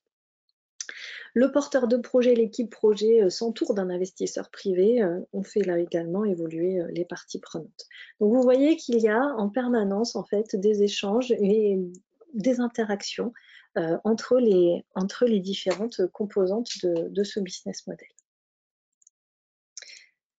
On va aller voir maintenant, alors on est dans l'univers du vin, hein, le modèle est né à Bordeaux, donc vous verrez sur la plateforme GRP Lab qu'on a pas mal de BM en lien avec le vin. On va aller voir l'exemple des établissements Thunevin. Donc Jean Thunevin qui est sur la droite là, qui tient le panneau Saint-Émilion, est l'inventeur des vins de garage. Un premier cru classé Château Valandreau est aujourd'hui prestigieux et premier grand cru classé de Saint-Émilion, une vingtaine d'années. Autodidacte qui a travaillé au départ, il était conseiller en banque, mais qui a finalement s'est reconverti dans le vin et construit une organisation dont le patrimoine est estimé à une cinquantaine de millions d'euros. Donc on n'est pas du tout sur un cas de start-up, mais vous allez voir que le travail qui a été conduit est assez intéressant en termes de modélisation. On va aller tout de suite sur les ressources GRP Lab. Est-ce que vous voyez, je vais fermer ça, est-ce que vous voyez bien, oui, vous voyez le site GRP Lab. Alors, sur ce site grplab.com, qui est le site de ressources sur lesquelles l'équipe de recherche s'est construite, vous allez avoir notamment un menu qui s'appelle Stories, premier menu, avec des études de cas. Et dans ces études de cas, on va aller regarder le business model des établissements Thunevin qui est ici. On a 4 modes de représentation pour le business model de Thunevin. Donc, ces 4 représentations sont vraiment, et puis vous avez une petite vidéo si vous voulez aller l'écouter juste après. Première représentation, la version poster du business model, où là, on va retrouver l'intégralité de nos composantes en une phrase. Qui est le porteur de projet? Quelle est sa proposition de valeur? Quelle est sa fabrication de valeur? Le but du poster, c'est de pouvoir pitcher votre projet en 3 minutes. Sous le modèle vous connaissez peut-être l'expression du pitch elevator. Donc vraiment ne gardez que l'essentiel de votre projet, mais en 3 minutes pouvoir expliquer à quelqu'un. Et j'imagine que régulièrement vous faites des réunions entre porteurs de projets ou des formations ou des ateliers, et que à chaque fois vous avez le formateur qui vous demande de pitcher votre idée d'affaires. Et là l'objectif du poster, c'est de pouvoir pitcher votre projet en 3 minutes. Donc avec une idée un peu déjà précise de ce que vous avez mis dans les 9 composantes. Deuxième mode de représentation pour les établissements Thunevin, et nous c'est celle avec laquelle on travaille essentiellement avec les étudiants qu'on leur demande sur des concours à la création organisée par l'université. Oui. Juste, j'ai fait mon courrier en même temps. Quand je suis sur GRP Lab, j'ai pas du tout le même sur le site, j'ai pas du tout la même vision que toi. C'est normal ou pas? En fait, il y a 2 versions de. Non, sur le site c'est bon. C'est-à-dire que tu as la version anglaise? Non. Oui, en fait, moi j'ai Stories, études de cas, interview, learning, publishing. Il faut peut-être aller sur GRP Lab en fait. Il y a un onglet GRP Lab présentation. Peut-être là-dessus. Non, je ne suis pas encore non plus. Et dans les stories, il n'y a pas études de cas? Story, études de cas, d'accord. Ouais. Ok. Et là, il faut aller choisir Thunevin. Ok. Les établissements Thunevin. Parfait, ouais, effectivement. Donc c'était ce bout-là qui m'avait manqué, merci. Ok, ah oui, ok. Donc deuxième version plus élaborée, là qui va s'adresser déjà à peut-être un jury sur des concours notamment, la version que l'on appelle nous storyboard, où là on va retrouver une composante avec un visuel et 180 mots. Donc vous voyez que déjà il y a une formalisation un peu plus importante qui vous permet d'en raconter un petit peu plus. 180 mots, un visuel, 180 mots, un visuel, 180 mots, un visuel. Vous voyez que sur les sources de revenus, on a la ventilation du chiffre d'affaires de 2012 par canal entre la boutique, la compagnie aérienne, la grande distribution, les importateurs, Internet, les négoces à Bordeaux et le secteur traditionnel. Donc vous voyez là, et puis avec la répartition des ventes à l'export en France et à l'export en pourcentage. Donc des choses simples, dites simplement par un chiffre d'affaires, des sources de revenus qui sont présentées par typologie. Sources de revenus, donc là on peut rentrer dans des calculs un peu plus élaborés. Moi je vous encourage à minima pouvoir projeter un histogramme de votre chiffre d'affaires à 3 ans, simple, pas forcément décomposé là, comme on l'a fait sur Thunevin, mais pour qu'on puisse comprendre quelle est l'ambition en matière de volume de revenus. performance. Donc là, on est dans le milieu bordelais sur à la fois, bien sûr, les performances financières, sur lesquelles, dans le secteur du vin, on est extrêmement discret, mais on est également sur des questions de classement, de marque, d'image. Et cette performance non financière, elle est fondamentale au niveau notamment des concours internationaux. Partie prenante, et donc la femme de Jean-Luc Tunevin, vous verrez, a joué un rôle important hein, dans le réseau d'affaires. Les conventions, et notamment qui sont liées sur, il y a plein de conventions en lien avec le vin, aussi bien sur la communication que sur la façon dont on fait de la production de vin en France.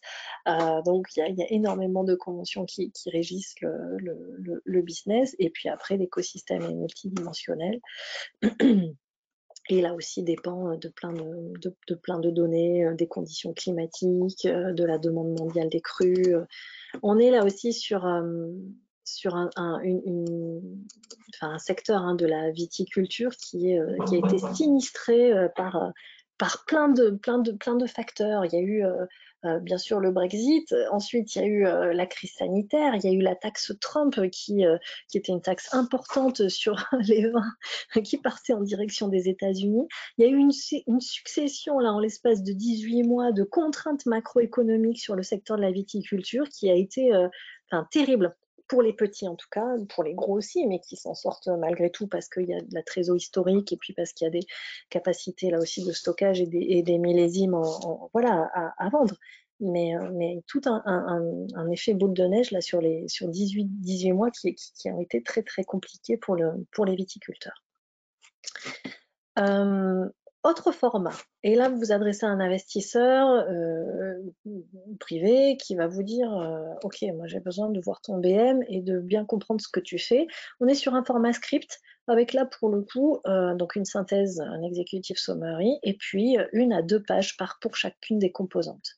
Sur le porteur de projet, vous avez un paragraphe invisuel, un paragraphe invisuel, et vous allez pouvoir expliquer en 2 pages quel est votre parcours antérieur, quelle est la composition de l'équipe.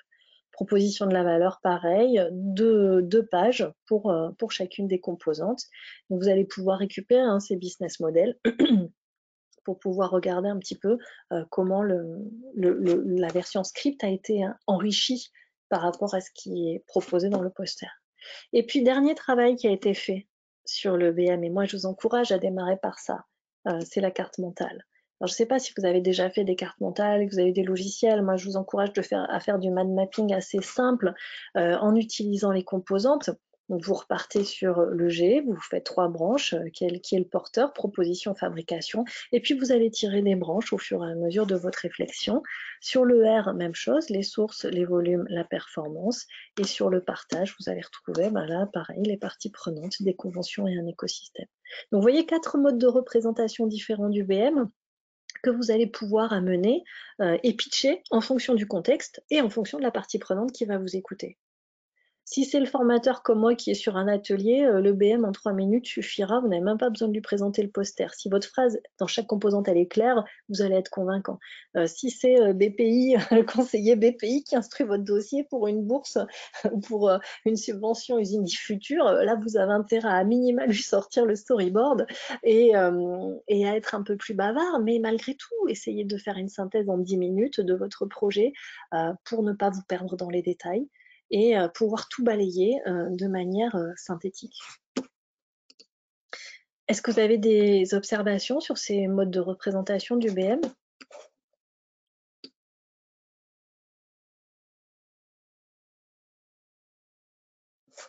Vous êtes en train de lire le BM de Jean-Luc Tunevin, j'ai bien l'impression. Tant mieux, tant mieux. C'est vrai que je me suis en train de Tant mieux, tant mieux. Non, pas Oui. forcément de remarques. Après, du coup, c'est le site qui permet de générer ces stories, c'est ça? C'est oui. différentes. Oui, Business ok. model. va y aller. Donc, juste pour Mhm. les études de cas, moi, celle que je trouve très bien faite, c'est le comptoir français. Je l'utilise beaucoup avec les étudiants. On est sur l'ouverture d'une épicerie de produits gastronomiques français, vin, fromage, etc., dans le quartier de Chelsea à Londres. Elle est simple, elle est efficace. Le storyboard, il est hyper bien fait. Et je pense que si vous allez vous promener du côté du comptoir français, vous verrez là, enfin voilà, comment on peut raconter une histoire simplement à l'aide du business model. S'agissant des ressources, on va retourner sur le support parce que je voulais juste vous expliquer comment a été agencée la plateforme. Donc sur ce Émilie, site web, peut-être oui, juste une remarque peut-être avant que tu démarres sur les ressources. oui, Je voudrais mettre en exergue les propos que tu viens de formuler là sur la partie raconter une histoire, storytelling, etc. oui, Je voudrais vraiment insister là-dessus.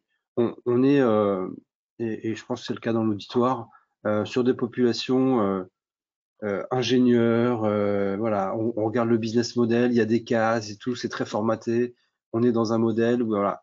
Mais au-delà de effectivement, il y a les 9 cases à remplir et avoir de la matière sur chacune, c'est arriver à sortir du cadre, du cadre formalisme du Canva, quel que soit le modèle qu'on va utiliser derrière, mais et emparez-vous de la matière que vous avez récoltée, construite, etc., pour pouvoir justement raconter une histoire et raconter votre histoire. Et tout ce que on va mettre derrière, c'est effectivement, vous allez pitcher, et quand vous allez pitcher, on va pas vous demander de faire slide 1 problème, slide 2 machin. On va vous demander de raconter une histoire. Les investisseurs, quand vous allez les voir, les clients, quand vous allez les voir, ils ont besoin qu'on leur raconte une histoire. Donc, voilà, je veux vraiment insister là-dessus et pour ça, eh ben, je pense qu'Emily va nous montrer toutes les ressources que la plateforme va nous permettre. de trouver, effectivement. Alors, donc sur ce site GRP Lab, vous avez d'abord une web série. C'est-à-dire que tout ce que je viens de vous raconter là en 1h15, vous allez pouvoir le réécouter pendant je sais pas moi, votre prochain jogging ou votre prochaine balade en montagne. Donc vous avez une web série avec un épisode vidéo pour chacune des composantes du BM. Un épisode qui fait entre 3 et 4 minutes. Donc moi, je vous encourage, hein, si vous avez un doute sur par exemple, la fabrication de la valeur, à aller sur le site GRP Lab, et on va y aller tout à l'heure, consulter la vidéo de 4 minutes sur la fabrication de la valeur. Deuxième type de ressources, donc bien sûr les études de cas. On a vu le cas Thune 20. Moi, je vous encourage à aller vous balader sur les autres cas. On a volontairement pas mis de cas de start-up à dimension technologique parce que d'abord pour des questions de confidentialité et puis vous auriez pu me dire on aurait pu mettre un BM d'une start-up qui est morte. On n'a plus de problème de confidentialité, oui, mais en termes de résultats et d'efficacité, on avait un problème, nous, de positionnement. Donc, on est sur notamment vos activités, hein, où il y a une dimension confidentielle, secrète, qui ne nous permet pas de montrer des BM à dimension technologique, mais sachez que dans tous les thèses qui ont été publiées par l'équipe, on va sur ces terrains technologiques et on anonymise bien sûr l'intégralité des données. Donc, des études de cas, des liens et des ouvrages académiques. Vous verrez que dans ces ouvrages que vous pouvez également retrouver en bibliothèque, là où consulter gratuitement, eh bien, on vient illustrer encore sur des cas que l'on a pratiqués sur ces 20 dernières années. Et il y a bien sûr un outil, notamment pour la conception du business model et qui fait l'objet normalement d'un deuxième workshop. Alors, je commence à vous montrer parce qu'après, vous allez me dire, hein, on va en discuter de ce deuxième temps d'échange. Là, ce matin, l'objectif, c'était de vous montrer l'outil, un peu sur la partie pratique, et de se dire, si vous en êtes d'accord, on se revoit collectivement, on définit une date ensemble, je fais partir un doodle ou que sais-je, on verra l'outil, et on se revoit pour passer à la partie pratique. Et là, pour le coup, je vais vous demander de concevoir votre propre business model. Alors, pourquoi je vous parle d'outils pour la conception? Parce qu'on a sur ce GRP Lab l'outil que l'on appelle le GRP Storyteller. Oups, c'est ça que je voulais faire, c'était ça. Sur ce GRP Storyteller, vous allez ici, alors je retourne sur la page d'accueil GRP Lab, vous avez deux entrées. Donc soit vous, depuis la page d'accueil, vous avez ici testé le GRP Storyteller sur ce lien-là, soit vous basculez directement sur la rubrique Storyteller qui est en haut à droite et sur laquelle vous allez trouver quelques tutoriels. Donc aujourd'hui, vous voyez les différents tutoriels, créer son compte, première utilisation, éditer son business model. Donc vous avez une version web, hein, on l'a pas développé sous forme d'application pour l'instant. Le Storyteller est une solution qui est hébergée sur les serveurs de l'Université de Bordeaux, qui a été développée par une agence et qui aujourd'hui est mis à jour par les services informatiques de l'Université de Bordeaux, sur laquelle donc, vous vous inscrivez. Quand vous avez reçu votre mail de vérification de compte, vous pouvez rentrer sur la plateforme. Et alors, si je ne me trompe pas, Elisa, j'ai compris ça de votre nom de projet. Forager, c'est ça? Oui, c'est ça. Ok. Donc, je vais créer mon projet. Je peux rajouter une image pour illustrer mon projet. Je vais mettre... voilà, un truc qui va vous parler en termes d'image. Donc, je crée mon projet Forager et je vais pouvoir commencer à rédiger mon business model. Il est parti en bas. Ah, il a mis un accent circonflexe. Et pour pouvoir rédiger mon business model, je vais rentrer dans mon tableau de bord. Donc ici, j'arrive, on va retrouver l'intégralité de mes 9 composantes. Je vais dire à Elisa, j'aimerais que tu puisses venir, Elisa.carly, pardon, il n'y a pas de point, Carly, j'ai votre mail uniquement, hein, Elisa, @gmail.com. Je vais vous inviter, Elisa, à venir collaborer sur votre business model, puisqu'après tout, c'est quand même le vôtre. Je vais pouvoir ici compléter la rubrique porteur de projet.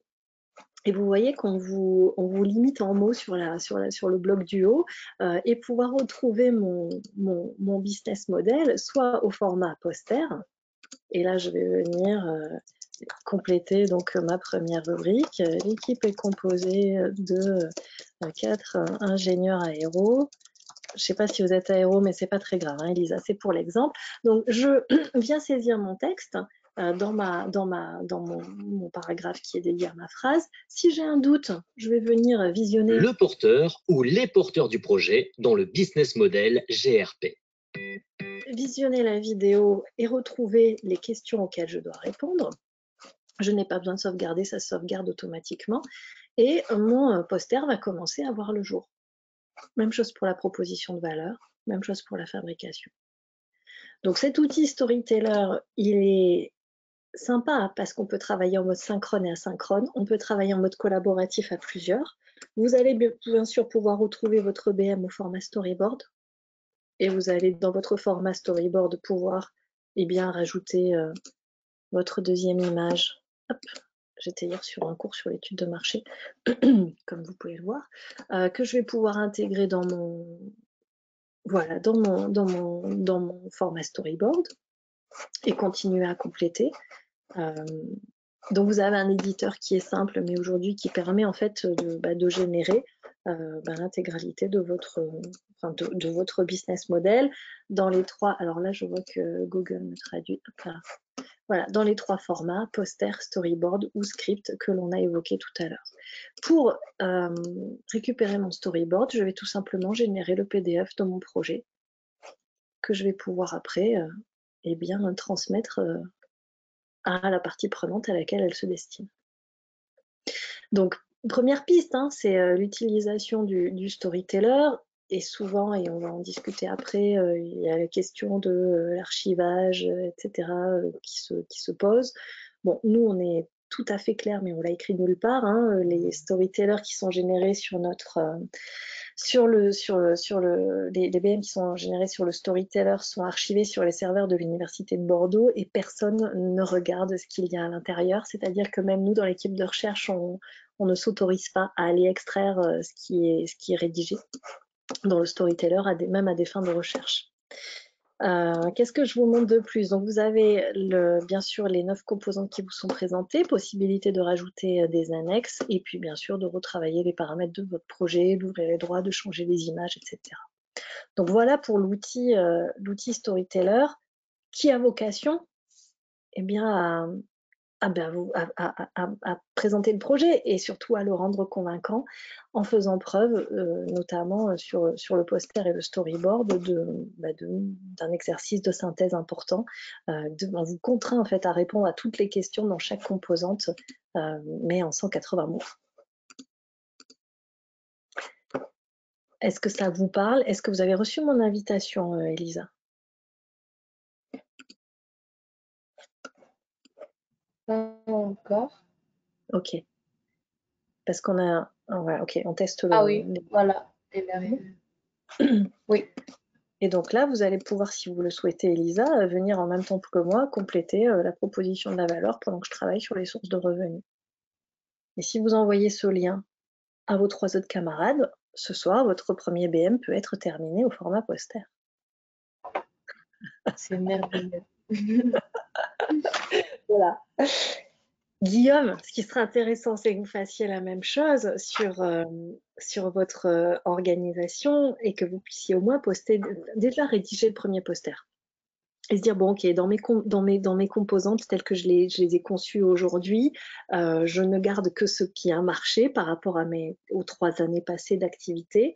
Et moi, ce que je pourrais regarder avec vous, Guillaume, c'est de se dire, bon, ok, quels sont les indicateurs que l'on peut mettre sur ces composantes? Est-ce qu'on va travailler que sur la proposition de valeur? Et là, on va se dire combien de clients, le taux de satisfaction, combien de clichés, enfin, je sais pas, hein, quels sont les indicateurs qu'on pourrait poser ensemble? Et ce qui serait intéressant pour moi, Guillaume, c'est que je puisse dans 4 mois revenir vers vous et vous dire qu'est-ce que vous avez fait de ce BM et de ces indicateurs. C'est ce en quoi va consister mon terrain de thèse. Même chose, Benoît. Alors, je ne sais pas si c'est sûr. Alors, il y a plusieurs. Vous avez évoqué Data Café, Terrae. Donc, je ne sais pas sur quelle entité on est aujourd'hui dans votre, là où vous avez un besoin urgent hein, de clarifier ou préciser le business model. Mais ça pourrait être intéressant qu'on puisse ensemble regarder à poser des indicateurs dessus une fois que vous avez conçu ce BM et après je peux bien sûr vous aider à la conception de ce business model. Est-ce que vous avez des questions sur le storyteller? Est-ce que ça va? Donc, je vous montre. Tiens, on voit Olivier. Bonjour Olivier. Je vous avais pas vu avant. Je rebascule en mode plein écran. Donc, comment? Je disais, je suis là depuis le début. Moi, j'avais une question sur le storyteller. Alors d'abord, je trouve que c'est vraiment top comme outil. Je connaissais pas, donc bravo. Et la question, c'est est-ce que tu penses qu'on peut le partager à toutes nos startups du district? Parce qu'on a globalement une vingtaine de startups qui ont des états de maturité plus ou moins grandes, hein, puisque il y en a qui sont en train de lever plusieurs millions. Ou qui ont déjà levé plusieurs millions. Mais pour autant, je pense que l'outil, comme tu le disais, le business model, c'est une revisite permanente en fait, Oui. et un discours en fait qui s'adapte aussi en fonction de la maturité de la société. Tu as discuté avec un là pendant le webinaire. Sur une présentation, investisseurs, leur discours est pas forcément encore super clair parce qu'on a nos biais, parce qu'on pense que, etc., etc. Et donc, je trouve que repasser encore et encore, et l'outil Storyteller, je trouve qu'il est hyper puissant parce que simple. Ah oui, alors bien entendu. En fait, il y a deux pistes. Soit effectivement, tu peux leur transférer le lien directement, mais c'est vrai que sans avoir compris le modèle GRP par rapport au Canva, il peut y avoir un espèce de frein. Mais bon, ça reste à voir. Soit après, tu peux leur transmettre également, et ça, je vous les transmettrai par email, j'ai des matrices sous format PowerPoint. Donc, du coup, elles sont modifiables directement. Pourquoi je te dis ça? Parce que les premières objections quand j'ai démarré les webinaires avec Aerospace, c'est de dire, mais en termes de confidentialité, on n'est pas sûr quand même, peut-être. Bon, moi, effectivement, je vous annonce des choses comme on le ferait sur une étude de marché, mais sans preuve. Auquel cas, les porteurs de projets peuvent émettre des réserves. Donc, bien sûr, tu peux leur transmettre le lien Storyteller, mais je te transmettrai également les 3 matrices, donc les formats PowerPoint, en fait, du GRP, du BM GRP au format PowerPoint pour que tu puisses avoir le poster, le storyboard et le script à compléter sur un document partagé, quoi. Ok. Et puis je pense qu'on leur remettra le lien du webinaire aussi. Je pense que ça peut être pas mal. Ok. Alors, donc, ce que je voulais également, et ce sur quoi je voulais qu'on puisse là échanger sur cette dernière partie, donc c'est sur ce workshop numéro 2. Donc, la façon dont on l'a conçu, c'est que ce soit pas trop indigeste non plus, hein, et que sur cette première partie, il faut que vous puissiez digérer les différentes questions que vous allez, auxquelles vous allez devoir répondre dans le business model, qu'on puisse aller plus loin sur les modes de représentation du BM et revoir d'autres études de cas notamment.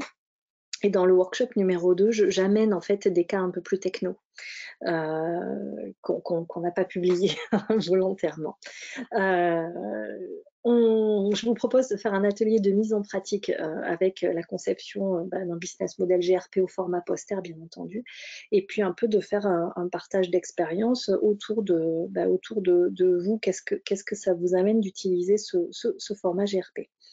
Donc, il faut compter là aussi 2 bonnes heures supplémentaires pour pouvoir faire ce workshop, sachant que moi, vous l'avez compris, tout ce que je fais là cette année, je le fais de manière pas complètement désintéressée. Je suis donc à la recherche de terrain de thèse, pour enrichir en tout cas le terrain sur ma thèse.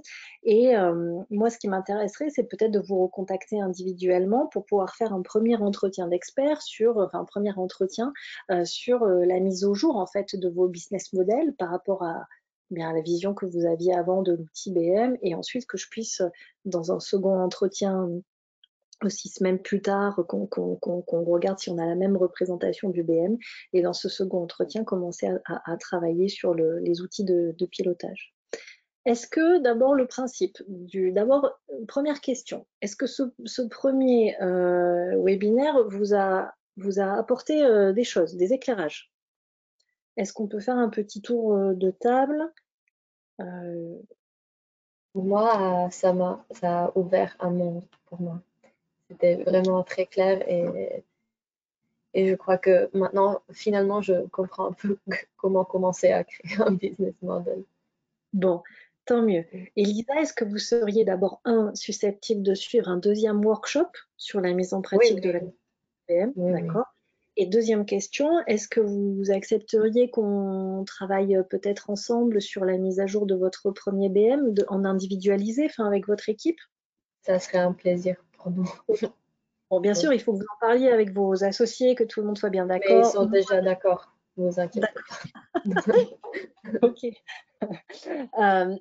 Moi, le principe, bien sûr, c'est que si j'utilise les données pour la thèse, elles seront complètement anonymisées, que bien entendu, je vous adresse un accord de confidentialité, sachant que dans nos pratiques de recherche, on a tout intérêt en termes d'éthique. Et puis en plus, bon, moi, ça fait 10 ans que je suis des porteurs de projets, donc, bon, voilà, j'ai pris quand même des automatismes en termes de confidentialité, mais il faut démontrer la preuve là aussi au démarrage. Ok, donc Elisa, ok, donc je vous envoie 2 messages. Le premier avec un doodle sur décembre pour le deuxième workshop, et puis un email un peu plus personnalisé. Guillaume, Merci. Ouais. qu'est-ce que vous a apporté cette matinée?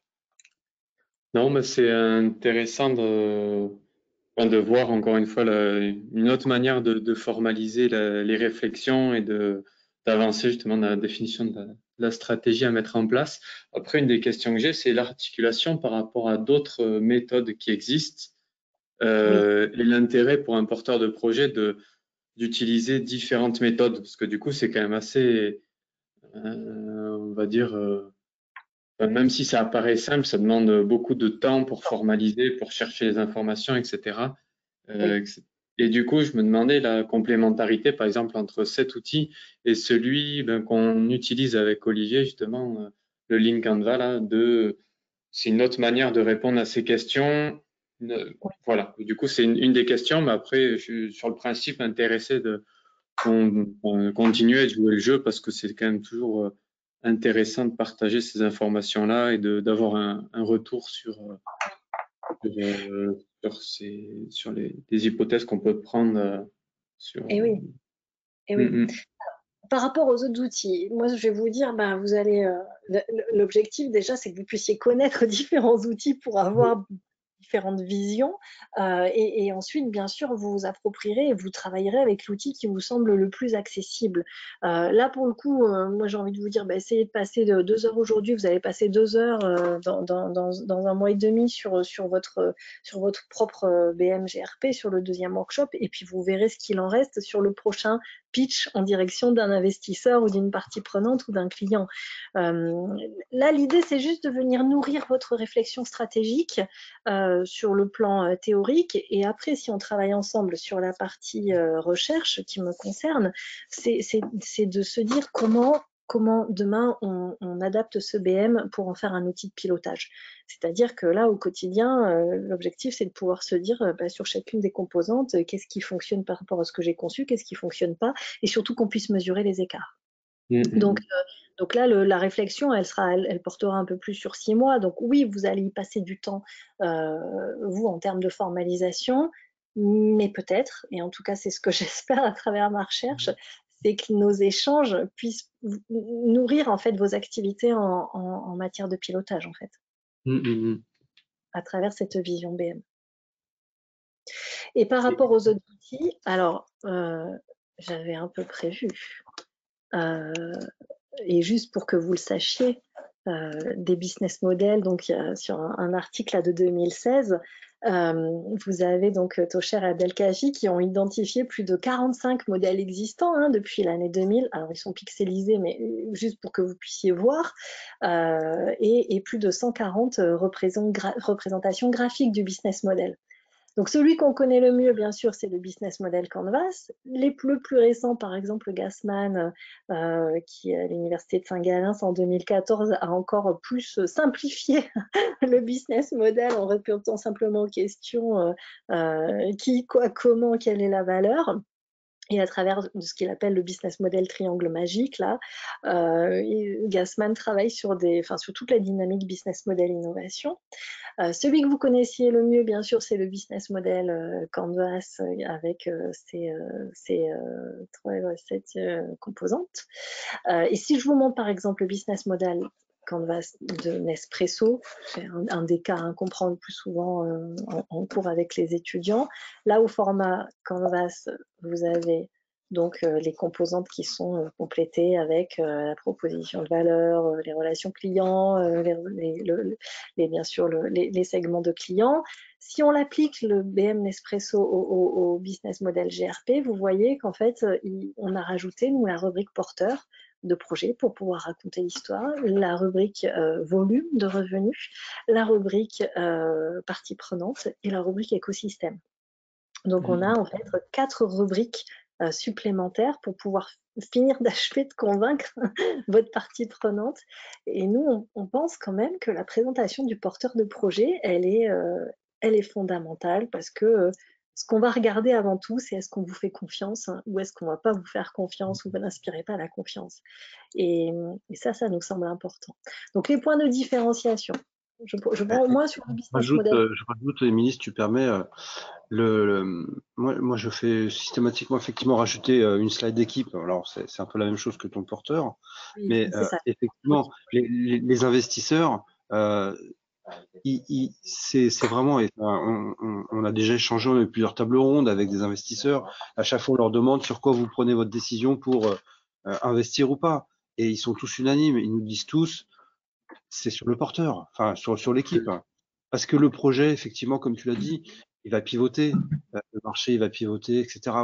Voilà, entre le début de l'histoire qui est le pitch où on est aujourd'hui et puis les résultats dans 3 ans de cette start-up, la seule chose qui n'aura pas bougé, ça sera les porteurs ou l'équipe.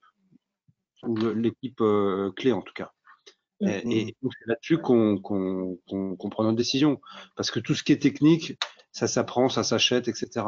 Mais par contre, les skills fondamentaux, les caractères, la capacité à opérer des porteurs de projets, voilà, ça se bougera pas. Et donc c'est bien là-dessus qu'il faut montrer votre légitimité, apporter votre projet et puis à opérer ce projet jusqu'au bout. Voilà, donc des points de différenciation qui portent sur les composantes. Il manque également ces 4 composantes sur les volumes. Un focus sur l'entreprise, bien sûr, dans son environnement, et puis des déclinaisons en fait du business model GRP dans de multiples contextes, notamment en matière d'innovation sociale, et puis les sous-bassements théoriques qu'on est en capacité d'apporter sur chacune des composantes en fait. Donc je vais pas revenir sur la lecture conventionnaliste, enfin après on rentre sur la littérature grise en management, mais essentiellement voilà des sous-bassements théoriques. Pour terminer sur notre tour de table, voilà. Benoît, est-ce que vous êtes là? Est-ce que vous êtes arrivé à votre bureau entre-temps?